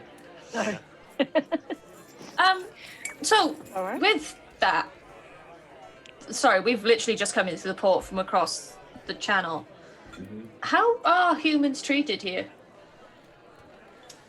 About as well as you'd expect them to be treated anywhere in the Empire. So, kick them if they get in the way. Well, yeah. Okay. Most don't. It's not like those weird places over in over the water where they've got to cuff them or collar them. Nothing like that over here. No, don't need cuffs or collars over here. There's the threat of burning your entire family alive keeps them in check. That's more my style. Crimes are one, and mean punishment for all. That's why I like being the halfling. And a very tall halfling you are. Mm-hmm. Unfortunately, I did lose the points of my ears in a knife fight many years ago. Very unfortunate for you. It was. If I ever see that bloody human, I'll have him. He was definitely a bloke. Big bloke he was. Massive. Oh. Okay. Ace is gonna like try their best to keep a straight face at that point. Could you? And, I'd like to sign up for this tournament. Oh! It's been a while. I thought. Alright. Alright. Cool. And what can I say your name is? Was it Yukin? But I was going by all meaning. Neither. Neither. Neither me and Oriana were Hugan and Moonin. I don't think you had a name. No. No, you did. I just don't remember it. You can make a new one up, new continent. Hang on. Yeah, new continent, new me. You were Gito. Yeah, I'll be Gito again. Okay. Sorry. New continent, same name. Gitto. Gito. Right. Yeah. Gitto. Right. Okay. Give me a bit to prepare and call our champion down, and if you What make time your should I way, be ready? I don't know, give me about 20 minutes. Sounds good to me. I'm gonna take the glass of wine over to Sepsis and my bottle of mead. I'm going to take out an alchemy kit and start and test a little bit of the wine to make sure it's Sepsis, where is the I've table watched it get that you poured. have found? okay, close to a corner as possible. Okay, all of the corner tables have been taken up. Okay. There is, however, one. Why'd you ask me if you were just going to say there's only one table in the bar? There's not only one table There's in the three. bar. There's 3 empty tables in a bar. Right. One of which is in a corner, but Okay. it is currently being. Well, it's right next to a knoll and 2 bugbears. Okay. I don't think Zepsis would have picked that one. No, the table I would pick is the one furthest away from other people. Directly in the center of the room. Cool. Okay. Fine. So we'll just say that's where you are. That's fine. You can now see from your vantage point at this table slightly more of the fighting pit, and you see a bear's head just rear over the lip of the fighting pit before descending back into obscurity. And you hear a roar and another couple of cracks of a whip. As an automaton, can I wander over looking as, well, I can't really look inconspicuous, but I'm just going to walk over and I would like to glance over the edge as though I'm assessing for threats.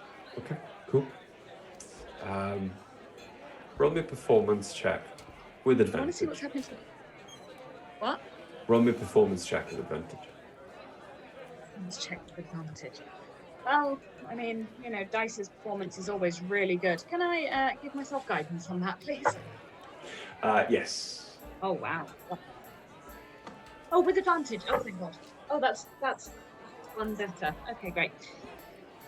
Okay, we'll use that. We'll use Flash of Genius as well. Which gives me a very solid 12. 12. With advantage, guidance, and Flash of Genius. Yeah. Okay. 12. I'm very good at performing. Really. So, you walk over, no one pays any attention to you whatsoever. And as you walk over then and get to what seems like a semicircle viewing station, and you look down, the pit is about 15 feet. The floor of the pit is about 15 feet below you. Inside the pit, you can currently see a large brown bear standing on its rear legs and kind of trying to back away, trying to look as menacing as possible. In front of it is a small, very small humanoid figure that is currently brandishing a whip. It looks like it's made out of vines and thorns. It looks entirely natural. The bear is bleeding, and between roars it does whimper in pain. And the figure is just coiling the whip and then just keeping it at bay at the moment. The figure is breathing hard.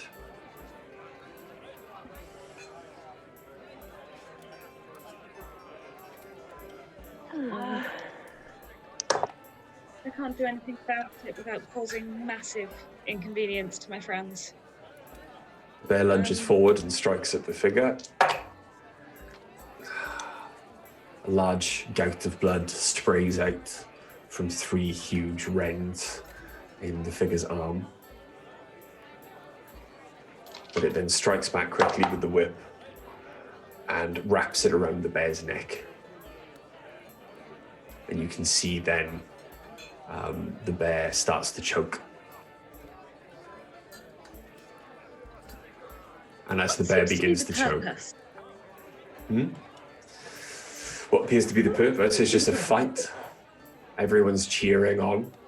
But as the bear begins to choke, you see the bear's figure start to shimmer.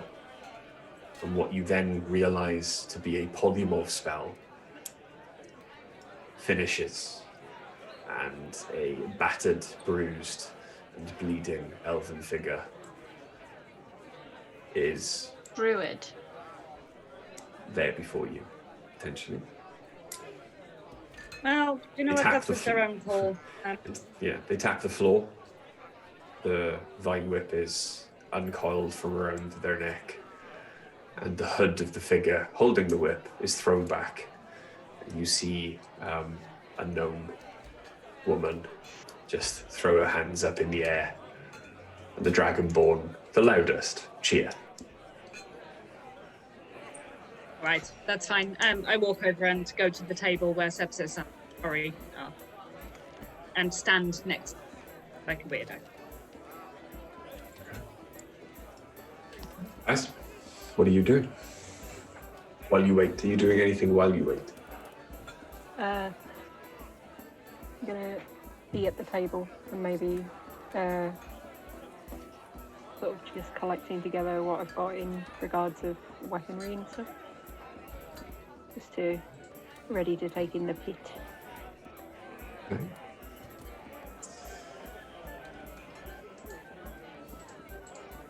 Anyone else? Honestly, I can't do much here, so. I'm just sitting here testing the wine for poison. Okay. Do you want to roll me an alchemy check? Yep. Watch them uncork the bottle and pour it. There might have been poison in there before they uncorked it. Oh, this is going to be plenty. What do I add to alchemy? This has been Intelligence. Intelligence plus proficiency? Mm-hmm. Okay. So that would be... Yeah, you've got an alchemy kit. Yeah. Yeah, that would be plus 6. So 19? 19? Yes. Yeah. It's not poisoned. It is, however, not a very well-made wine. So it doesn't taste very good. But I'd like pipette a little like green liquid into a little dish that I've put some of the wine in, and a little puff of green smoke comes up from it, and I just like, yes, just as I suspected. This wine is shit. I pick up the glass and taste it, and then just like, yeah, that's vinegar. What have I done to you? In what way have I offended you that you would bring me this piss wine? When you said pipette, I thought you were going to put bitters in it or something. No. I down the glass and then refill it with the mead and hand the mead to Sepsis. I like start wiping off the little dish and pouring a little bit of the mead in there and start testing the mead for poison. I take a mouthful of mead, just maintaining eye contact with Sepsis.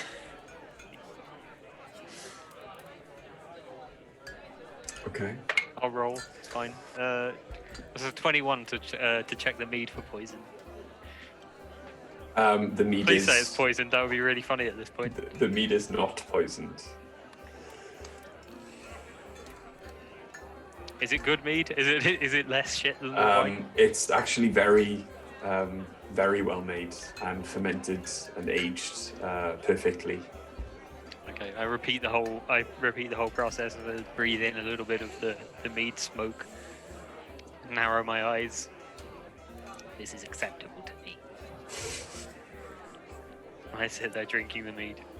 Can I lean down to whisper in Oriana's ear and just go, for someone who didn't drink at all a few months ago, they're remarkably picky about their alcohol. Well, I was testing it for poison, but that's... Yeah, it doesn't matter. Do you want a drink, Dice? I can't really take my helmet off while we're down here. It would be... No, I'm when we've got the room, I'll bring you a bottle or something. And some food. A liquid And food. I'll bring food up. Sorry, what was that? Said a liquid importing device. Straw. You don't see many automatons walking around with a straw hanging out of their mouth, do you? Maybe you should. Maybe that's the difference. Why doesn't the Mandalorian just use a straw? Interesting question. He's not seen Mass Effect. He doesn't know of the induction port. Emergency induction port. That's what I wondered if that's what you were trying to get at with the liquid importing device. Yeah. It's a straw, Talia. Emergency induction port. I've just broken Charlie momentarily. Love Mass Effect, man. You okay? No, right. Sitting there. Okay, right. You just know we were sitting there going. So you're actively just sitting in a bar now? I'm preparing myself for battle. I'd say I'm pretty passively sitting in a bar. I'm standing. I'm drinking. I'm day drinking. Okay. 10 minutes passes. And a very drunk elf wanders over to the table you're sitting at, pulling a stool with him, and sits down next to Oriana. Oh, God. Even at this time of the morning, stinking like alcohol. Bonjour, mademoiselle. How much? I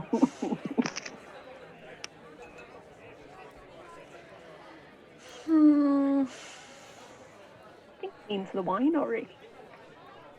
He wants your wine. Has he brought a drink over with him? He's got a drink in his hand, yes. I take it off him and start drinking it. Ori, I haven't even tested that. Well, if all it will take is a drink, then... I cut him off, I hand the glass back to him and go, you can't afford me. Then... No, you are... tiefling? In an establishment like this, it is what your race is for, obviously. Wow.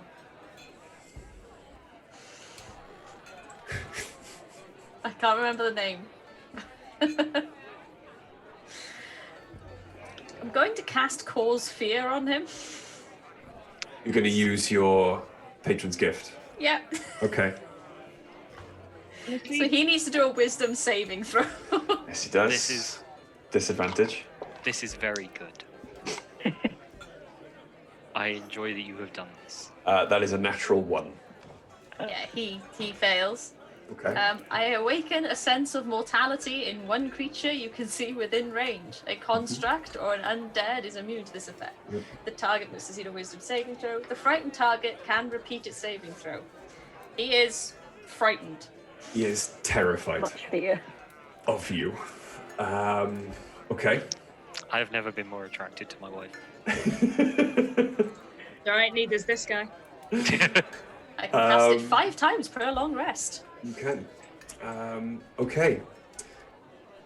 As he finishes talking, your eyes, which are normally burn with fire, akin to your magic and your infernal heritage, go completely black. At Which is least in- creepier when they're normally completely yellow. At least in his eyes. No one else notices the change. What he sees is the shadows in your eyes swim out and start to take shapes of strange tattoos on your face. And then they grow further, and they join the shadows of the others, and they fill the bar. And those shadows look hungry. They start to whisper to him as he falls off his chair, backs away from you as quickly as he possibly can, and runs into the door, which doesn't open outwards, it opens inwards. With a black eye and a busted nose, he turns to take one last look at you, squeals. You see him piss himself. He wrenches the door open and runs out into the street. Hey, that's not the effect you usually have on men. No, it's a fun new trick that I haven't tried out yet. I like Sepsis it. is so enthralled by this. Sepsis could not be more pleased. Sepsis has got big sparkly anime eyes right now. I wink at Sepsis. Then go back to drinking. Ariana, I say this without any shadow of exaggeration. That is the coolest thing you have ever done. And I want you to be my big sister now. Sepsis has gone all woo woo. Woo. Sepsis. Oh, Sepsis. Rich, I'm sad I didn't pour get Sepsis another glass. I top up their glass of mead. What did you say, Ma? I just said I'm sad I didn't get the chance. I was going to, once Ori started casting fear and the guy looked like he was going to run away, I wanted to just step behind him and put my foot out. I didn't get the chance before you described him running away. Sorry, his fear. Yeah, he's gone. It's at that moment that the barman comes back over. Behind him is a heavily scarred human woman. She's about 5'6", tanned from many days working and toiling, potentially outside. Heavily muscled, very skinny, but her arms look like, the muscles move under the skin like steel rods. And she's wearing nothing but rags, no weapons to speak of, completely shaved head, stunningly beautiful. At least in your eyes, at least in the eyes of people who are more likely to look kindly on a human being. Stunningly beautiful, even in spite of all the scars that cover at least one side of her face, many of her arms, her torso. Many of her arms, sorry. No, much So of her many arms, sorry. Much of her arms, sorry. And her Many arms. torso. And she moves very lightly on her feet. But you can see that there are, her wrists are badly scarred, as if she once wore The cuffs you are very familiar with.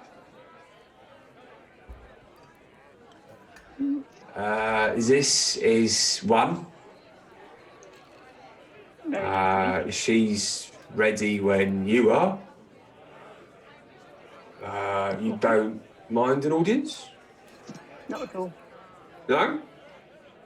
Cool. Meet her in the ring then. I'll get everyone ready. If your companions would like to get there ahead of everyone, there's a lovely viewing balcony that no one's taken a spot in yet. I don't mind you moving the table over. I don't think we'll need the table, but we'll take our drinks. Brilliant. It will be 1 silver per person who's watching to reserve that part of the balcony. I just shove another gold into their hand and walk off. I am very happy for your patronage. Thank you very much. You are a connoisseur, I can see, of the martial arts. I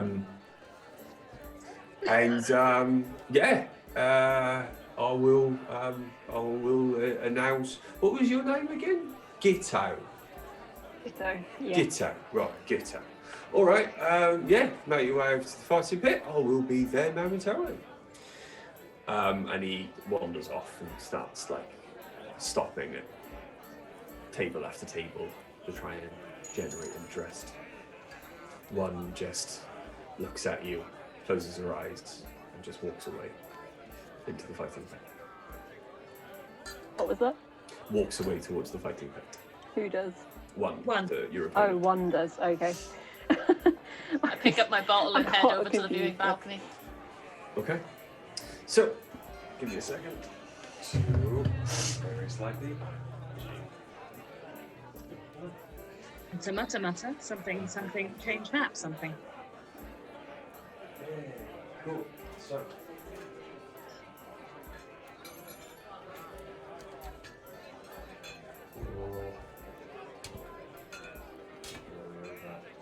Balcony.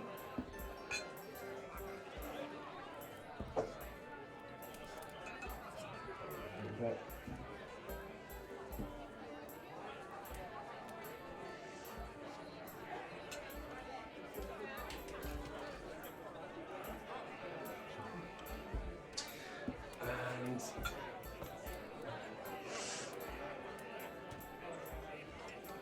lots more interest. It's really amusing to me that Rhoda. there's like a little like doing. miniature audience. Okay. We're all basically what we're all doing here is just tuning in to watch Bro play with his toys. Mm-hmm.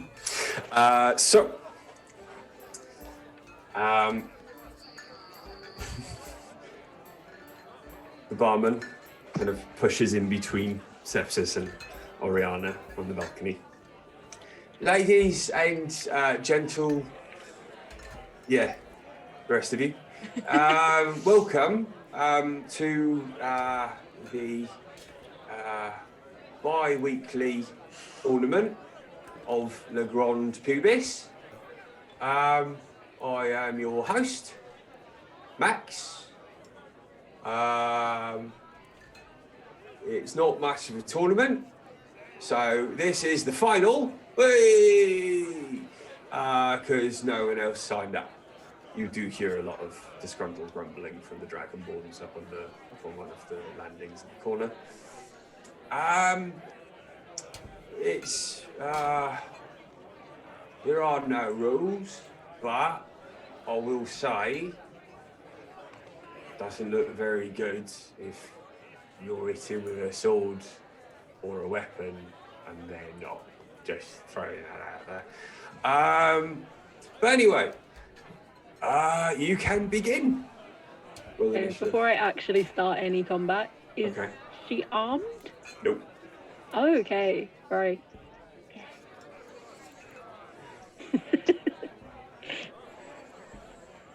Cool. Right. I'll keep him on my body then, but... Or should I throw him out to the crowd? What is the thing Or on up that? to us, so someone's not going to steal it. Yeah, that's true.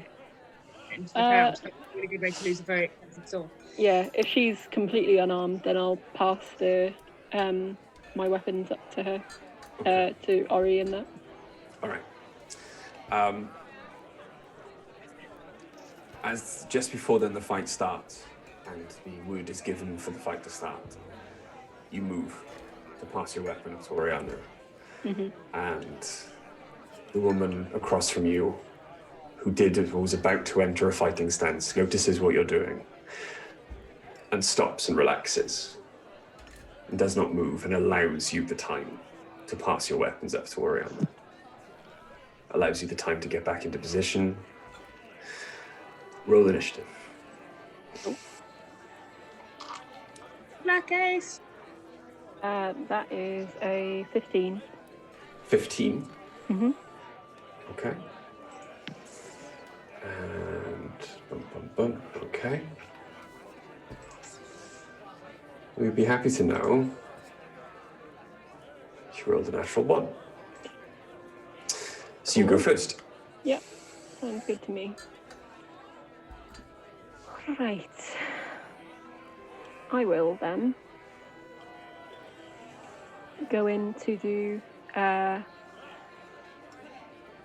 I'll go towards her. How far away am I from her? Like I can do that. I can get within proximity of her within one movement, couldn't I?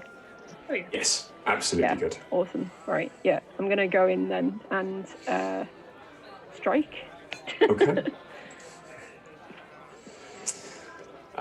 No worries. Okay. So you move in straight towards her and move to strike. Roll to hit. Cool.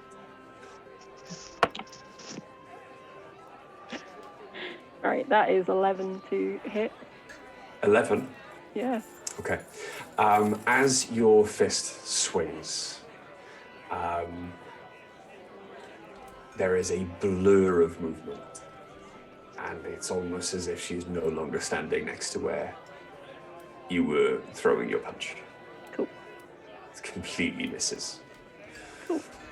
Your second then? Yeah, I'm gonna sort of swing my head to sort of see if I can catch where she is. Okay. And miss again, apparently. Oh no, that's a 12, not a 2. There we go. Yeah. Again. So that's no. It's Okay. 12 plus 9. All right. Okay. 21. Okay. So it's a 21. So the Yeah, I second thought strike. I'd rolled a 2, not a 12. The second strike then does hit. Roll the damage. Okay. It just says 6 bludgeoning. It doesn't say to roll for anything. Cool. So. Yeah, that's fine. Unarmed strike. That's cool. So yeah, and I believe you should have because you've got 2 attacks anyway. I believe you should have a bonus attack for unarmed strike as well. Yep. Since I've got her in proximity, then I'll try that. That one is 16 to hit. 16. Yeah. Cool. Unfortunately, the first strike completely misses. She blurs, a blur of motion puts her out of the way. The second strike then is a glancing blow against the side of her head. But as she moves, it's almost as if she moves with like water. So the motion of you striking her spins her around so that the third strike just completely sails wide. It is then, as you try and brace against her retaliation, that you notice how deftly she drops into a fighting stance. Readiness with her hands held like blades. Okay, it is her turn. So,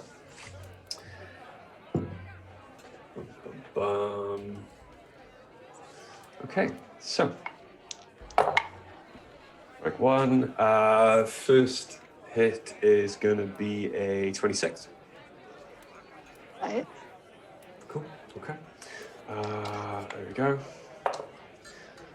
So that is going to be 11 damage from the first hit. Cool. The second hit is going to be... second hit is an 11, so that misses. It's going to miss, yeah. And then the third hit, she dances around. The first strike hitting you, you can feel, like, you can just hear ringing in your ears. The second one you just stuck out of the way of. And when you bring your head back, you notice that she's almost dancing. And now she's on her hands as a flurry of blows comes at your face from her feet. And that is going to be a 25 to hit. Yeah, she hits on that. Okay. Ba-bum. And the second flurry of blows is going to be a 28 to hit. Yeah. She gets me. Okay. Bum. And there we go. You take 10. You take 19 damage from those two hits. And then she dances back out of the way. I have a quick query before we go ahead. Okay. So with things in my spell slots that I have, such as ensnaring, searing, and branding smite, they're all in use with a melee weapon, aren't they? They're not to be used as unarmed. That's right. Cool. Just wanted to make sure. I was pretty sure I couldn't anyway. Plus, I'm sure that's bad sportsmanship. Hmm? I'm sure that's bad sportsmanship anyway. She's not using magic, technically. You might not be, we don't know. But, yeah. However, your strikes, Mm-hmm. regardless of whether they are with a weapon or not, can be imbued with electrical damage. Yeah. Because I can use my feet, isn't it? Your patron's gift, yeah. Cool. After feeling how hard she hits, I might do that then. Because Okay, how many cool. uses can I get out of that? Give me a second. Bring Ace up, and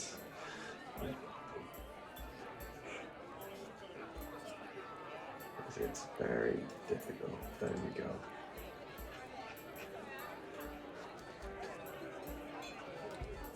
Three per day. Okay. Give me a second. I- Hang on.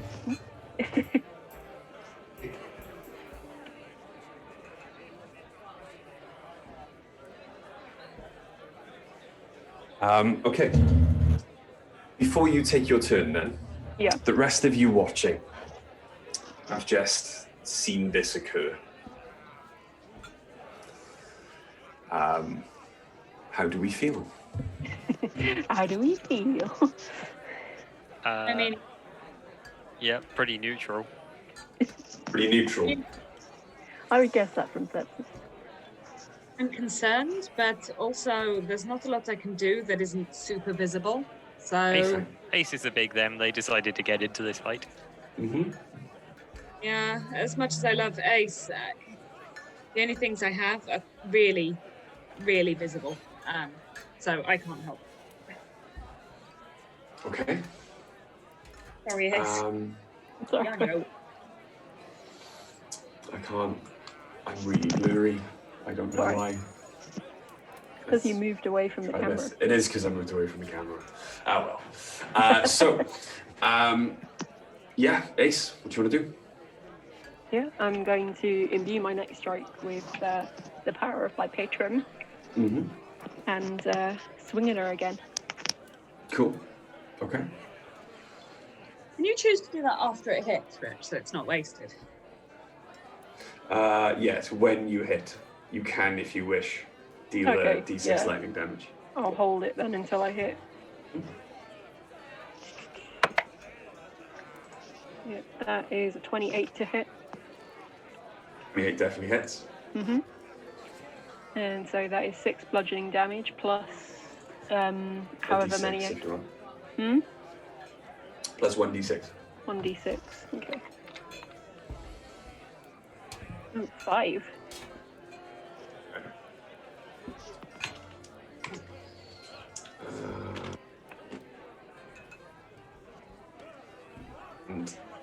Can we see it like upon contact with her? It just sparks, or literally upon contact with her, you feel the energy leave your body, and you can see her tense up as you the hard strike to her side, and she stares at you now, not with fear, but with a newfound kind of respect.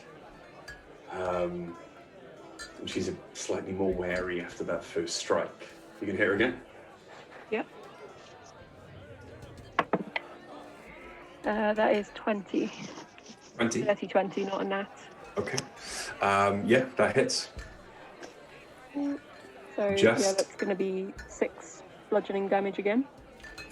6? Okay. Yep. Are you going to do it again? Yeah, may as well. Do a good old D6? pow. Oh no, I mean, are you going to use your lightning ability again? Oh yeah, I've Okay. just rolled a 6 on that as well. So Cool. Okay, so 12 damage. Yeah. And your third hit, your Yeah. bonus action? yeah, I'm gonna hit her in the gut. So that is 26. 26. Yeah. Okay. 26 definitely hits. Roll for damage. Well, I'm just gonna do a regular 6 bludgeoning on that one. Okay, cool. 3 powerful strikes drive her back and away from you. She now holds herself much more warily, holding her bruises and kind of moving her injured side away from you. She then lashes out again with a flurry of blows. And I am gonna... There we go. Okay, so that's 21 to hit. Yeah, that hits. Okay. I'm gonna need a con saving throw from you. Ooh. Uh-oh. Oh, that was a nat 20. Oh! Plus 5. Okay. All right. Okay. If Ace has nothing else, cool. they have Constitution. The punch is thrown, and again, the piercing sound that rang in your head from the first time she hit you is nothing compared to this. Your vision goes white, and you feel your entire body begin to lock up. But there is a crack of thunder that only you can hear. You feel your body invigorated by the electricity that is flowing through your fists. And I you hear the Thor thunder. letting the lead out. Mhm. And your vision clears. And as your vision clears, and she can see your pupils are no longer dilated, you can see a look on her face, and it is less respect now and maybe a little bit more fear. She hits you again. Or strikes at you again. And that is going to be a 19. That doesn't hit me. Cool. You move, and again, it's a glancing blow. Slides off her, slides off you. And she's again going to attempt to kick you with a flurry of blows. And that is a 14. 14 to hit. Yeah. No. And the second one, that is going to be a 21. Yeah, that just hit. So the second one hits, okay? And that's only going to be 7 points of bludgeoning damage.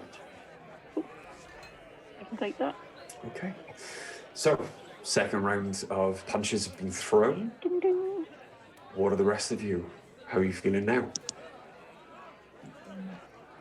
Proud of Ace. They're doing better. You're going to tell them? Yeah, I'm cheering on Ace. Well, I'm going, yo, except I'm an automaton, so it's more like, yay. Can I on the sly cast Bardic Inspiration? Bardic Inspiration isn't so much on the sly. You give it by going, get in, come on! Yeah, but they don't have to know that that's also got magical properties behind it. So Oh, yeah, I that's give fine. inspiration to Ace. Okay. How do you give inspiration to Ace? What do you say? Just screaming at him to get on with it. Yeah. Knock her Cool. out! So what is your current inspiration dice? Is it a D8? It is a D8. Cool. So on top of an attack or ability check, you can roll the D8. So, Ace, it's your go. Oh, sorry, Sepsis, you okay? I'm just looking at something. Give me 2 seconds. Okay. Features and traits. You now currently, Ace, by the way, Mhm. can hear in the first round, no one was screaming your name apart Yeah. from Oriana.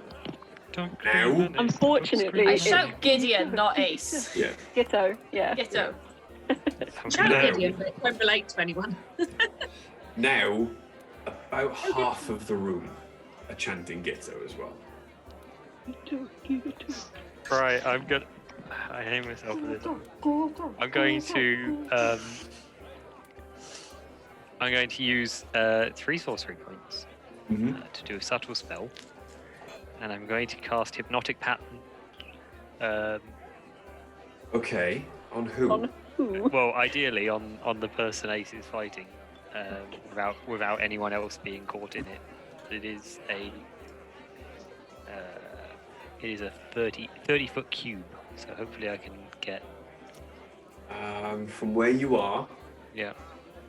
you absolutely can. Can you exempt Ace? No, so I'm trying to. I'm basically trying to put them in the corner of the cube. Right. Put the person fighting Ace in the Doesn't corner. that put all of us in it? Hang on. So if I enter that corner, theoretically. No, Okay. no. It only affects people who are in it when the spell is. Okay. Okay. So you cast Hypnotic Pattern. Yeah. Mhm. Cool. What's the saving throw, sorry? It's wisdom. So 1, 2, 3, 4, 5, 6. 6 what? Yeah. 6 saving throws. I suspect I've caught 6 members of the audience in it. Oh no. Oh, dear. Well, they're going to be very confused and think that the alcohol's gone off, aren't they? What's your DC? 18. Okay. So, let me pin this so I can see better. There we go. So, you manage to hypnotize 2 tabaxi, 2, what do we say those are? Hobgoblins, 1 dragonborn, and the monk is not hypnotized. Everyone in the audience is sitting there going, fuck, Pretty colours. what the hell is in there? It's a concentration spell. I will stop concentrating on it as soon as I realise that the monk isn't affected. This wine is really So they've all just had a moment of lightheadedness. Yeah, basically they all just But, they all just feel like they stood up too fast for a minute, and then oh no, I just stood up Ace, too it's your go. fast. Okay. It's worth a try. I don't have something. Yeah. I am going to. Yeah, so I'm going to throw. And I thought my go just went. Oh no, it didn't because I missed some stuff that she did. Yeah. Oh, that was actually only 1 sorcery point. Cool. Okay. So yeah, I'm gonna do that then Go for it. and try and hit her again. Cool. That is 18. 18. Yeah. 18 just misses. So the first Ooh. punch unfortunately I goes know what her wide. HP is now then. Yeah, she's starting Is that- to. Is that with the bardic inspiration? Oh no, that isn't with the bardic inspiration. Hey, you need to work Yeah, that's inspiration. +5, so that would be 24. Yeah, that definitely hits. Armor Yeah. class is 19. Cool. Yeah, gonna give her a big old swoop, and with that, I'm going to lightning her as well. Cool. And that's gonna be +4. So that's 10 damage in total, yeah? Yeah. Okay, cool. 6 bludgeoning, 4 lightning. She's starting to look hurt. Okay. Second attack. Yeah, gonna try and hit her again. Oh, that does not hit. Okay. So I'm going to fly again. Okay, you have used all your lightning strikes now, yeah? Yeah. Cool, okay. Yeah, that doesn't hit her either. So I'm going to do two bad swings after. Okay, cool. First hit connects. Unfortunately, the second two, she just dances out of the way. Okay. And I'm gonna step back from her a little on that as well. Use my movement. Gonna step out of a melee ridge. Oh no, because then she'll hit me. Yeah, never mind. Okay. I had a brain melt. Just gonna go, are you sure? No, I don't want to disengage. Okay. And have an attack of opportunity. Okay, so first one is gonna be it's a 27 to hit. Yeah, that hits me. Okay, I'm gonna need a con saving throw. Okay. That is 21. 21. Again, your constitution, you are very momentarily blinded and stunned, but you shake it off quickly, just in time to see the second fist. Hang on, sorry. You take 8 damage. Okay. Shake it off just in time to see the second fist hurtling towards you, with time enough to dodge out of the way of it. Yeah. Again, though, she throws up her leg and attempts flurry of blows. That is a natural 1, so the first kick goes completely wide. The first kick goes completely wide, swings high and up over your head, but unfortunately, with your eyes following the movement of the kick, as they come back, the second one cracks you in the face harder than you've ever been hit, and it is a natural 20. I got that one! Yeah. Ace is wearing adamantine armor. Oh, no critical hits. Ace is still wearing adamantine armor because you gave up your weapons but not your armor. Yeah, right. I was smart. Okay. So that is still only going to be only 6 damage. Starting to lose steam.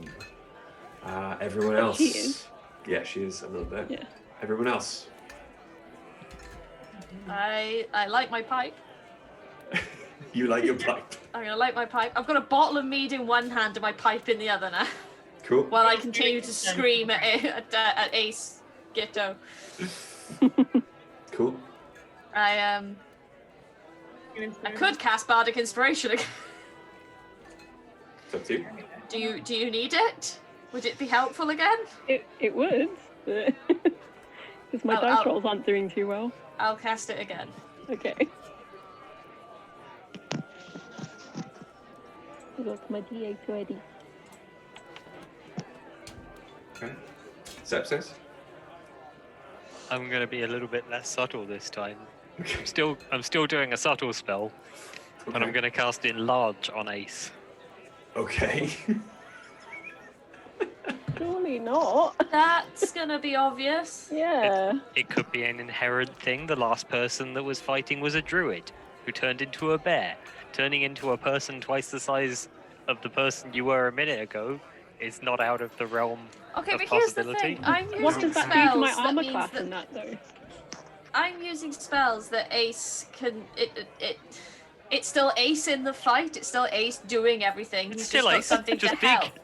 Just I'm not casting a spell to give him a massive advantage. And it's Them. still Ace, Yeah. just big. Ace. So Ace, you are now you are now 2 times as big in every dimension, and your weight is multiplied by 8. Blah blah blah blah blah. You have advantage on strength checks and strength saving throws. While you're big, your attacks deal 1d4 extra damage. okay. I was expecting a bit more than 1d4, but okay. Well, I mean, It's something. I appreciate yeah, it. that's a lot for an unarmed strike. Yeah. And It increases it to potentially 10 as of 6. Millie, Yes. do you do anything? Oh, I already said that. I really can't do anything. Okay. I don't have subtle spells and I don't have inspiration. No. And I'm an automaton. This feels to me. I'll tell you what this feels to me like. It feels to me like Bri is baiting us into wasting all of our spells like he did before. And then he's going to throw something really nasty at us immediately after this. You know, like that time he baited me into using all my spells to do a triple homicide that I did completely by choice. Yeah, baited into that, you were. Yeah. So Ace. baited. I just read something, right? On my... Oh no, never mind. I read something wrong, so that doesn't matter. Okay, We'll cool. carry on. Yeah. Swing. Yeah, I'm a swing. Oh, roll the hit. How does the monk feel about aces in big and self? The monk Feels small. looks slightly shocked. There is a roar of applause, some boos from the crowd. I'm guessing the ones that are booing have bets on one. Yeah, so I'm gonna do a big old unarmed strike, and that Okay. was I just rolled a 15, so that was 24. 24 definitely hits. So roll your d4 and add it to your 6 base damage. Yeah, that is 1. So it's 7. 7 damage. Okay. Yeah, and I'll add my bardic inspiration to that. Why not? Cool. You can't add it to damage. Oh no, not the damage. Yeah, never mind. Can you still smite? Can I still smite? No, because it says melee weapon in the description. I'm pretty sure. Just for melee. I mean, No, it's sort fine. of a melee weapon, but they're not really a weapon, are they? No. No. It's specifically not a weapon. That's Yeah. fine. Unless you're a Kensai monk. Yeah. So that was, So that second was hit. one. That was one hit. Yeah, the one action. Sorry. I don't know whether to use my next act. Can I restore any of my stuff with lay on hand pool, or am I too in the scene right now to do that? You've got to use a full action to do it, and you've already started your action by hitting. Yeah, never mind then. I'll hit. Use your bardic inspiration. Use your bardic inspiration. I don't know how much good it's going to do, to be honest, because that's 7 plus 9. Yeah, so it's 16. So I don't think it's going to hit anyway. The second swing goes with wide. Is that with the bardic inspiration? Oh no, that isn't. That's with the bardic inspiration, but yeah. Okay. The second swing unfortunately goes wide. Third hit. Yeah. That's a nat 20. Nice. Nice. Okay. It was a nice comeback. Don't forget to double the d4 as well. Yeah. Ooh, nice. Yeah, so... Wait, did we double the damage on my last d20, or was it a d... No, it was a con save, that was. Never mind. Yeah. Never mind. Right, so it's 2 and 2. So it's an extra 4 onto my 12. Yeah, 16. 16 damage. 16 damage. That's a big Yeah. punch. Okay. It was a big punch. She looks fucked up. Okay. However, it is now her turn. Yeah. So, rapidly losing steam, he unleashes the Steam, heaviest another hit she word for can key against points. you. Yep. So, the first hit is going to be a 27. Yeah. Okay. So, you take 8 points of damage, and I need a con saving throw. Okay. I'm just going to take the 8 first. You might actually check me on that one. That's 7. 7 for a con saving throw. Yeah. Okay. You are stunned. Yep. Yikes. So, let me just, there we go. Okay. And this decides it wants to I work. love how this dice is like, here's a 20, and then immediately after, here's a 2. Just over here, right? Okay. So you are incapacitated. You can't take actions or reactions. You can't move, speak only falteringly. You automatically fail strength and dex saving throws, and attack rolls against you now have advantage. There we go. She wasn't hit enough beforehand, you know. Yeah. And it is until the end of... there we go. Into your next turn. Into the end of Mango's turn. Okay, cool. So, second hit then, with advantage. Mm-hmm.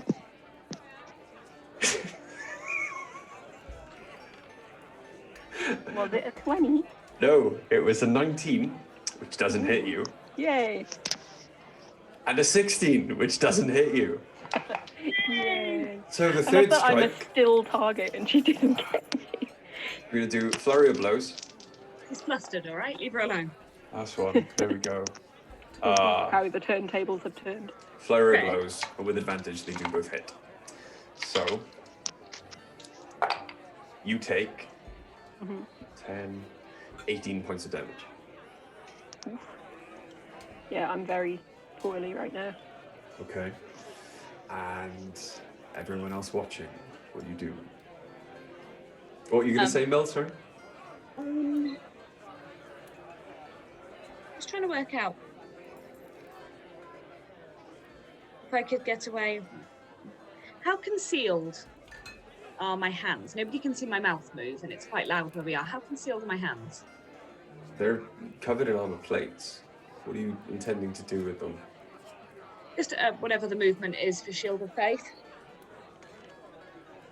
I think I can probably get away with it because my hands are under the lovely thing. I'm still also wearing the elven cloak as well. For you, the somatic opponents of Shield of Faith aren't necessarily the movement of your hands. It is the use of your tools.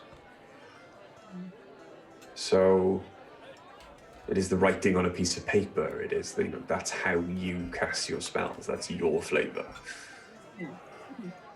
Yeah, I'll grab a piece of paper out of the bag, still trying to move like an automaton, and I will just write the word on it, and Ace will start to glow and has +2 to their AC. Okay, I'm just doing bardic inspiration again. cool. I'm going to send Worm down to invisibly sting the monk. The invisibility will break once the When monk you is attack. stunned. Yeah. That is an interesting point. Okay, I'm not going to do that. Okay, cool. Obviously, I would know that.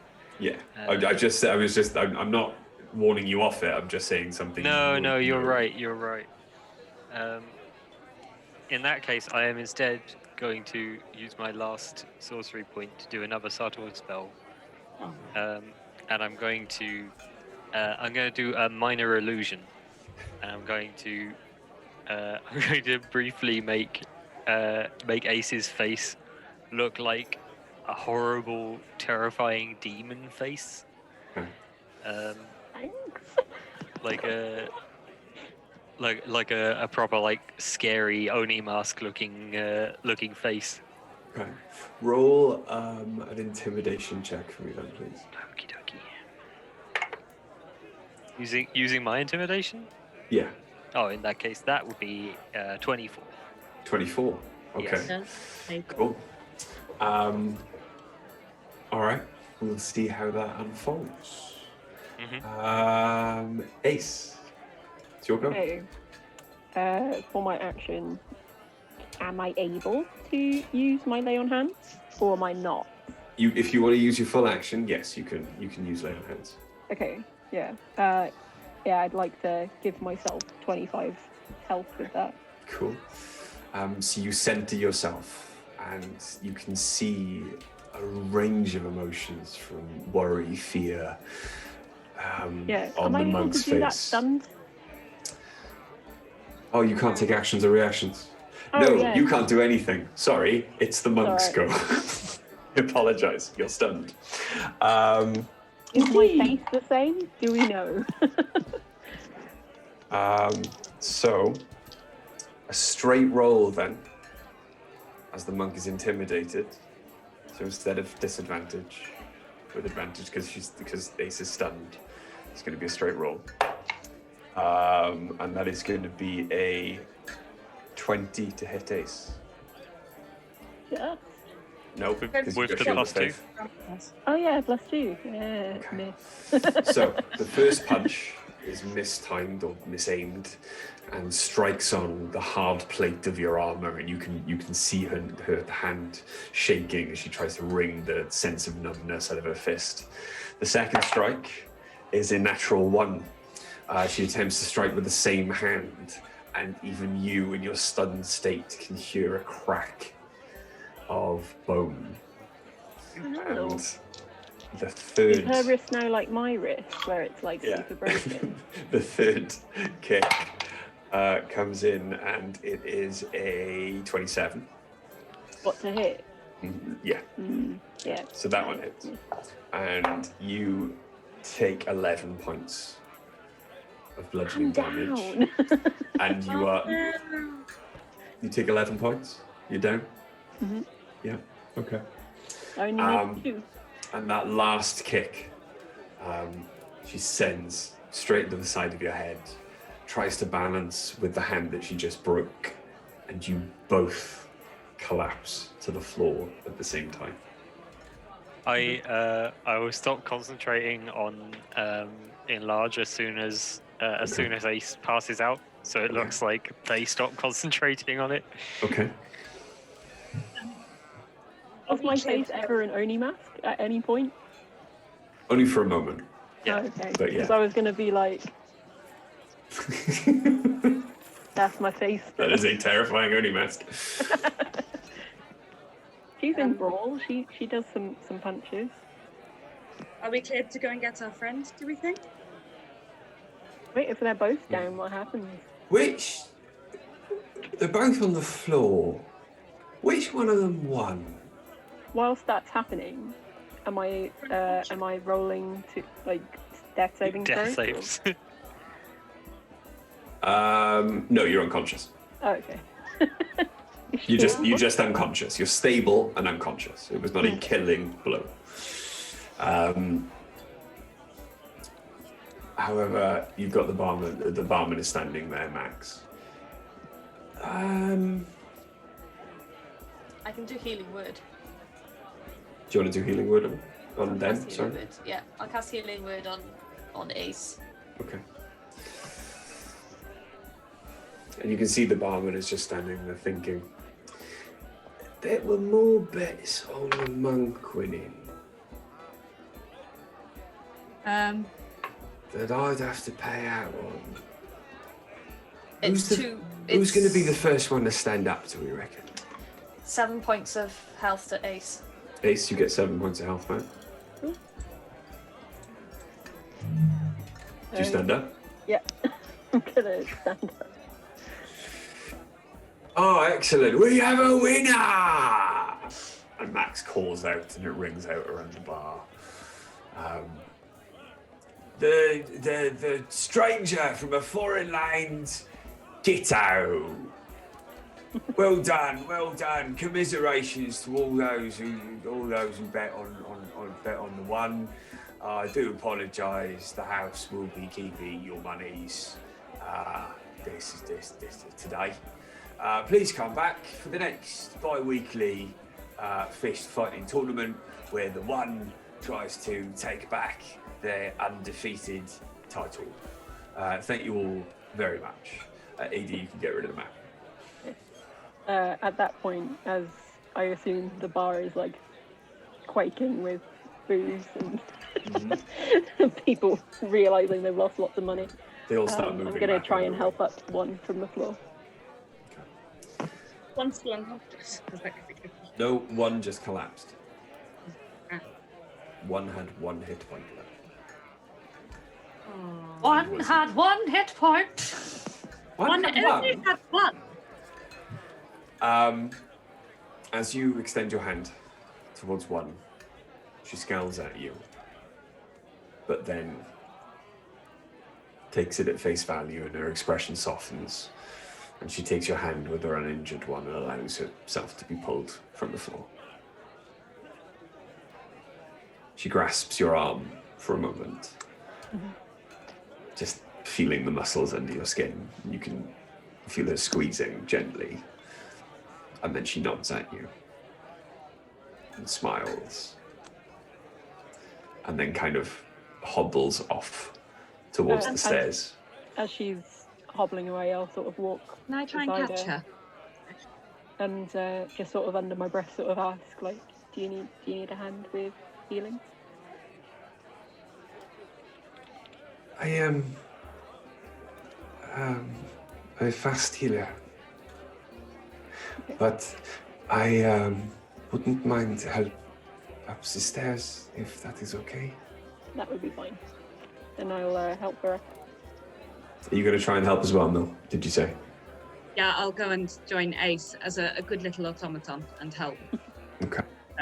Human. I'm gonna go get the room keys off Max. As you walk back towards the bar, then you see Max counting his money. A very, quite a tall, but obviously a halfling woman with bushy brown hair that is almost bigger than her, kind of comes down the stairs, sneer on her face, readjusting her dress. And there's like a half-orc shambling down the stairs behind her, trying to do his trousers while also limping, and you can see bruises all over him as he tries to put his clothes back on. And she kind of goes up to the bar. Done well then. Good fight. Been eyeing up this one, have you? Addressing. She's addressing Max behind the bar. Okay. Max starts to splutter and try and hide the money that he's won, but she snatches the purse off him quite quickly. Always seems to be the lazy ones that make the most, doesn't it? To be fair, my job's not that hard. He wasn't. No, you find that with half-orcs sometimes. That's what the bruises are from. I do like to be satisfied in my work. Well, there'd be no fun in it otherwise. Who are you? I'm Got waiting. no work for you. They like him shorter around here. I'm not here for work. I'm here for rooms that we've already paid for, but we haven't been given our keys. Oh, They just stare at Max. I've got all the keys. And she puts her hand behind her back under her dress and comes out with a ring of keys. And just deftly detaches 3 keys from them and hands them to you. 2nd floor. Go left towards the end. 2 doors opposite each other, 1 down on the right. Yeah. Christ, you're tall. Yeah, 6 foot. I've got a cousin. She owns an establishment that you'd fit right in. Not looking for work right now. All right, just you're very pretty. You could make a wedge. I'll keep that in mind. Everyone wants our hooker. It's in Pars. I'm Just heading saying. that way. Well, keep an eye out. I will. It's the curvaceous gnome. Curvaceous. No, oh, my grandmother would be pleased. Was she a curvaceous gnome? Because you don't look like you've got much gnome in you, but if you stick around long enough to know, I'm sure we could get some in you. She was a gnome. Is a gnome. Not biologically related. Oh well, work to do. There's a load of there's no new faces apart from you lot. You got any strapping young lads about your party? No. Not anyone who'd be looking for any business You anyway. can see in Oriana's eyes sepsis kind of sliding over the eyes there. No. No. All Not right. anyone who's looking for company anyway. Pleased to meet you. And you. Oh, what was your name? Mine, Penny, dear. Penny. I'm Ori. Well, Pen Frithwhistle, but Penny. Hey, Penny, have you ever seen another tiefling around here? Like me? What, green with stumpy horns?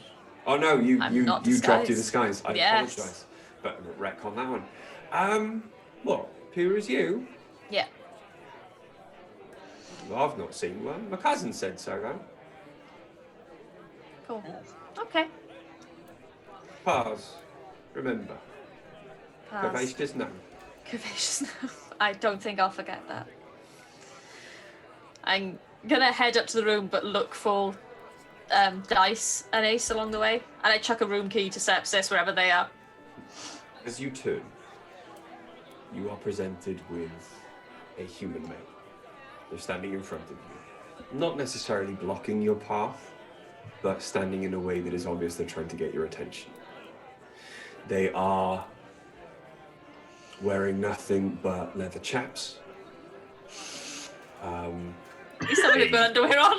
But a loincloth, God. furred bracers, furred shoulder guards, but their chest, abdomen, back, most of their arms, and their inner legs, then inner thighs, can be seen on show. They are heavily muscled. They have maybe 2-day-old stubble and a completely shaved bald head. And you can see that on both of their wrists, they have slave cuffs. The very strange thing, though, is that on their back, they have a quarterstaff that has 2 incredibly heavy metal tips on either end. 2 short, very small throwing axes, one on each hip, and a longer axe, double-bladed, slung across their shoulder, creating a kind of X shape with the quarterstaff. He's dressed like an orc. Mm-hmm. Hello. Hello. Can I help you? I need to find the friend of the orc who is helping the monk.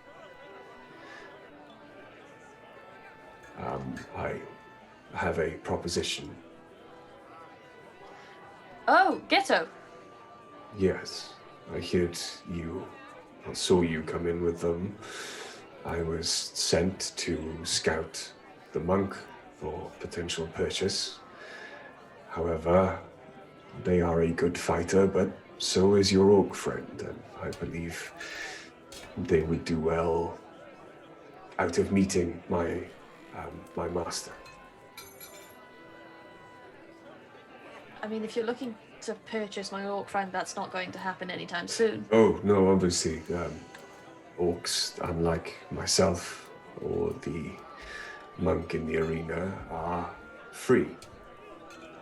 I was merely sent this far north to extend an invitation to worthy fighters to take part in an exhibition of sorts in Pars.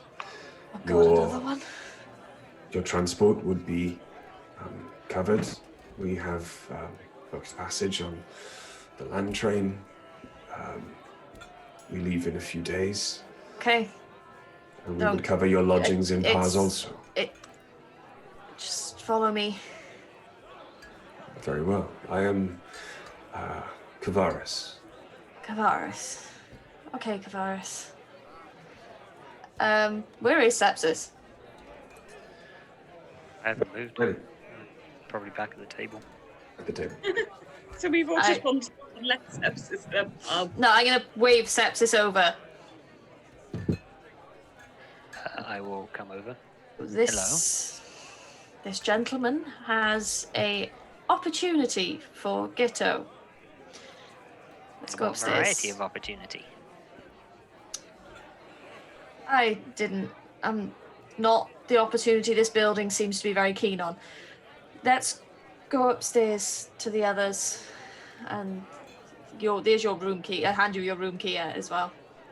But Ghetto and the other one took one up to the room. Fair enough. Well, let's go then.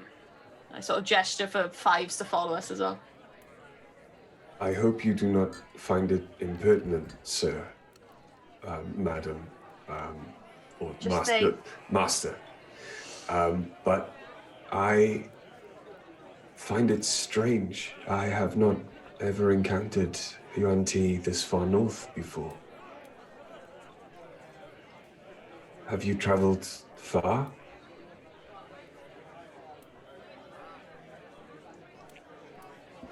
Yes. I'm sorry for overstepping, sir. Don't let it happen again. I will remember. And he steps in line behind you both and follows you upstairs. As you are, as you, Dice, and Ace are carrying, effectively carrying one up the stairs, one stops in front of a very small door, unlike all of the others. These are my quarters. You can leave me here. I will be well by the morning. Sure that you're comfortable here. Say that again, Mel, sorry. Saying she'll be well by morning. That's a brave thing to claim. Yeah, go for it. What did you say, Ace? Sorry? I said, are you sure that you'll be comfortable here? As comfortable as I have been for the past 3 years. I pay for a better room for you tonight. Thanks for a good flight. They would not allow me to sleep in the room, and they would keep the money anyway, so it is fine. 16. About 16? Yeah. She's pretty confident. She seems pretty confident in her ability to heal from any of the damage that has been caused to her. Nevertheless, I'm going to just leave quickly. And I'm going to cast Cure Wounds. Yeah. I'm going to try not to show as best I can whether it's me or Ace that did it. Okay. Trying to be more subtle as a person, but I'm just not. Like, yeah,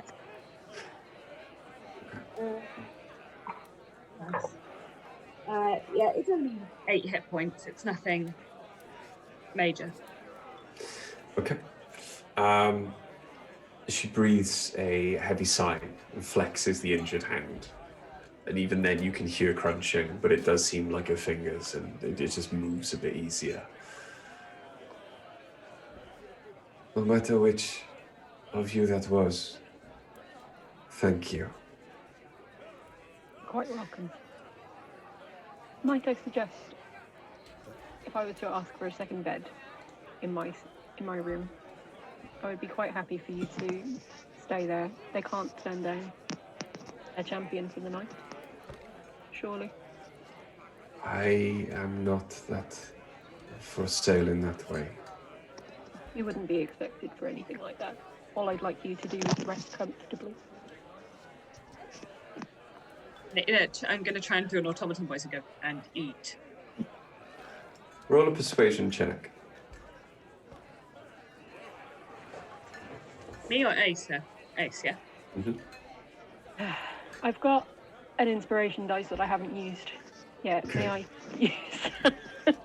Is it that bad? It was a 2. Okay. I don't want to come up as a third.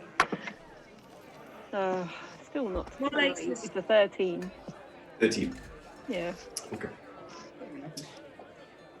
Then perhaps I will come to your room and you can show me the color of your skin beneath that illusion. I must Owe you that much? say that if you are going to cloak yourself in an illusion, you probably should not let people touch you. Oh.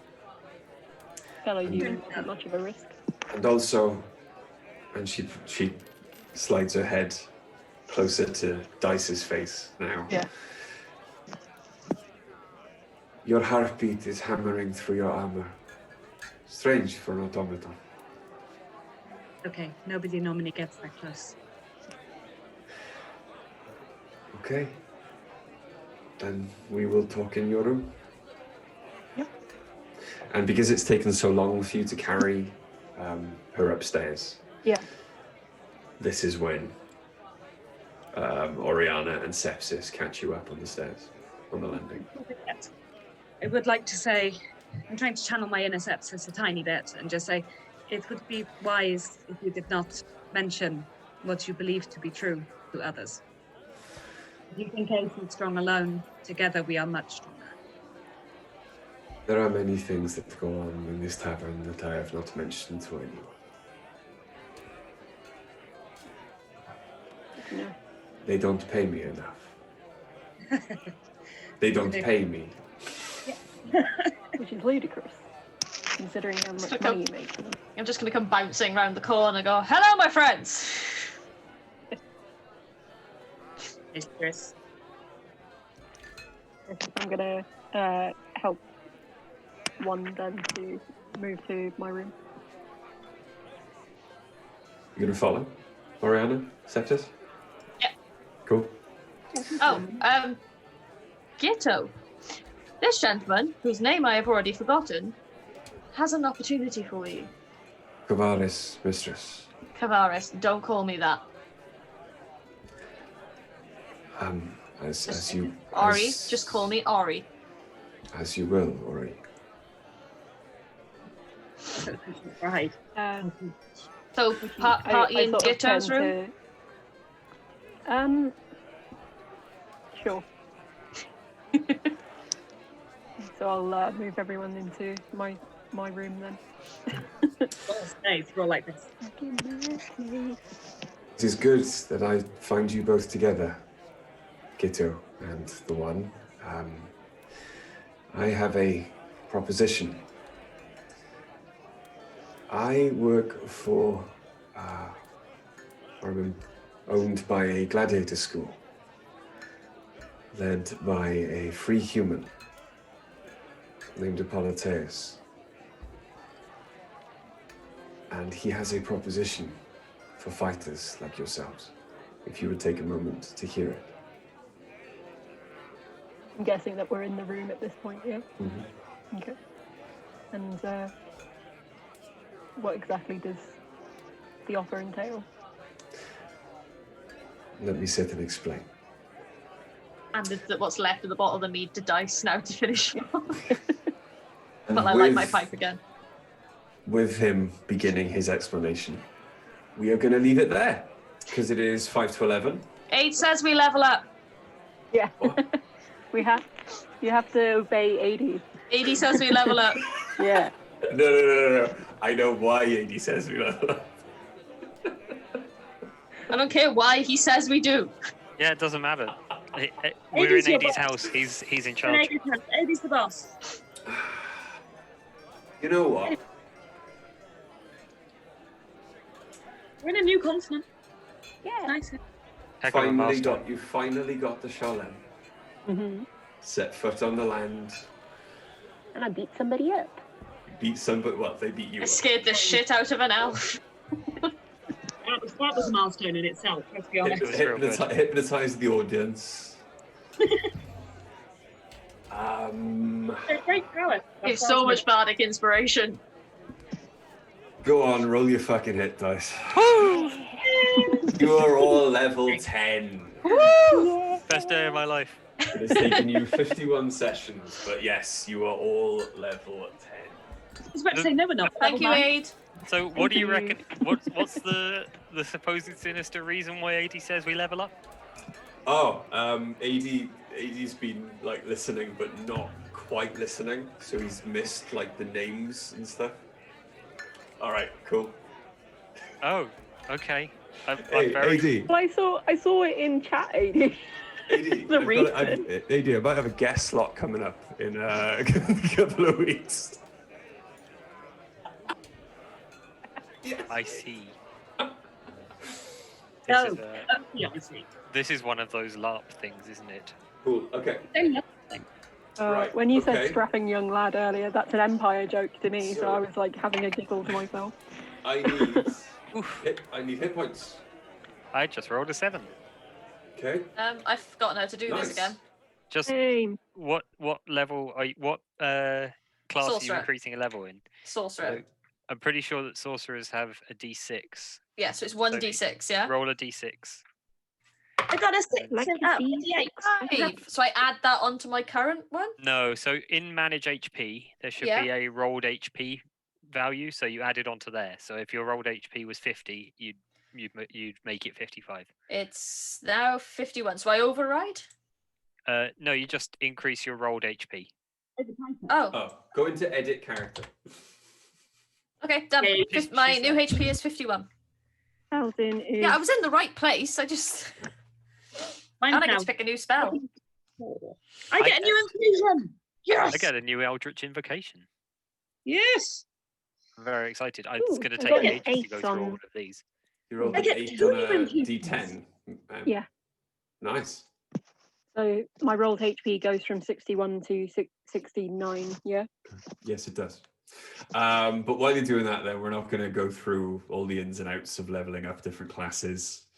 It is 3 minutes to 11, and most of us need to get to bed, especially AT. But yes, thank you all for joining us. Thank you for coming along, checking out session 51. Again, okay, a couple of words for our sponsors. Again, please check out luckybattlemats.com. As you saw earlier on when the Battle Mat camera was on, they've done some amazing work with the new books that will be available in stores on their website in January.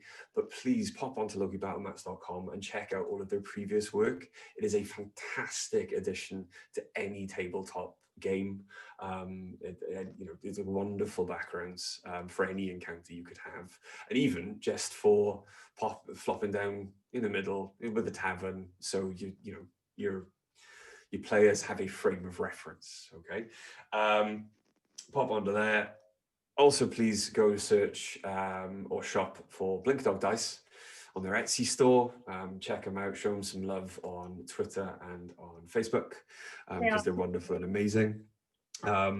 Blink Dog Dice, please remember, come back next week, bring some friends to give you better chances of winning, because there will be a extra special giveaway to spread some joy at the end of 2020 to our viewers.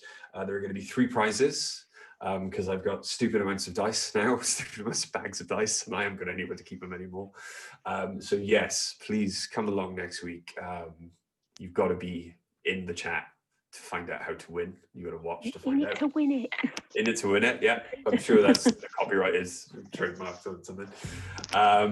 Also, please remember, it will be on our Facebook and our Twitter. So look for Beholder Dice on Twitter and Dice of the Beholder on Facebook. We will be putting up posts about the charity stream on the 23rd for Greg, how to get involved, how you can donate, and when to watch. So there will be reminders on our Facebook and social media. Apart from that, though, for the rest of the week, come and tune in to Heavyweight Gaming and check out all of the other amazing and wonderful tabletop role-playing games that are going on, including Carbon 2185, Pathfinder, and D&D. Ride with the Frost Maiden is fantastic. Friday nights are really, well, Friday nights not so much. Saturdays when I do get to watch it, and then for the rest of the week and work on our VODs, it is really good. Fantastic players, fantastic DM, long-suffering channel owner. But yeah, thanks again everyone for watching. Unless anyone else has got anything to say, let's let AD go to bed. Take care. Counter spell now. You've got Nice. You've got what? Has anyone got Counter anything to say? I'm cool. Right, okay. Yeah. But yes, take care. Stay I can see safe. through walls. Good night. Love you guys. Bye. And we'll see you next time. Good Bye-bye. night. Good night. Good night, Bye. everyone.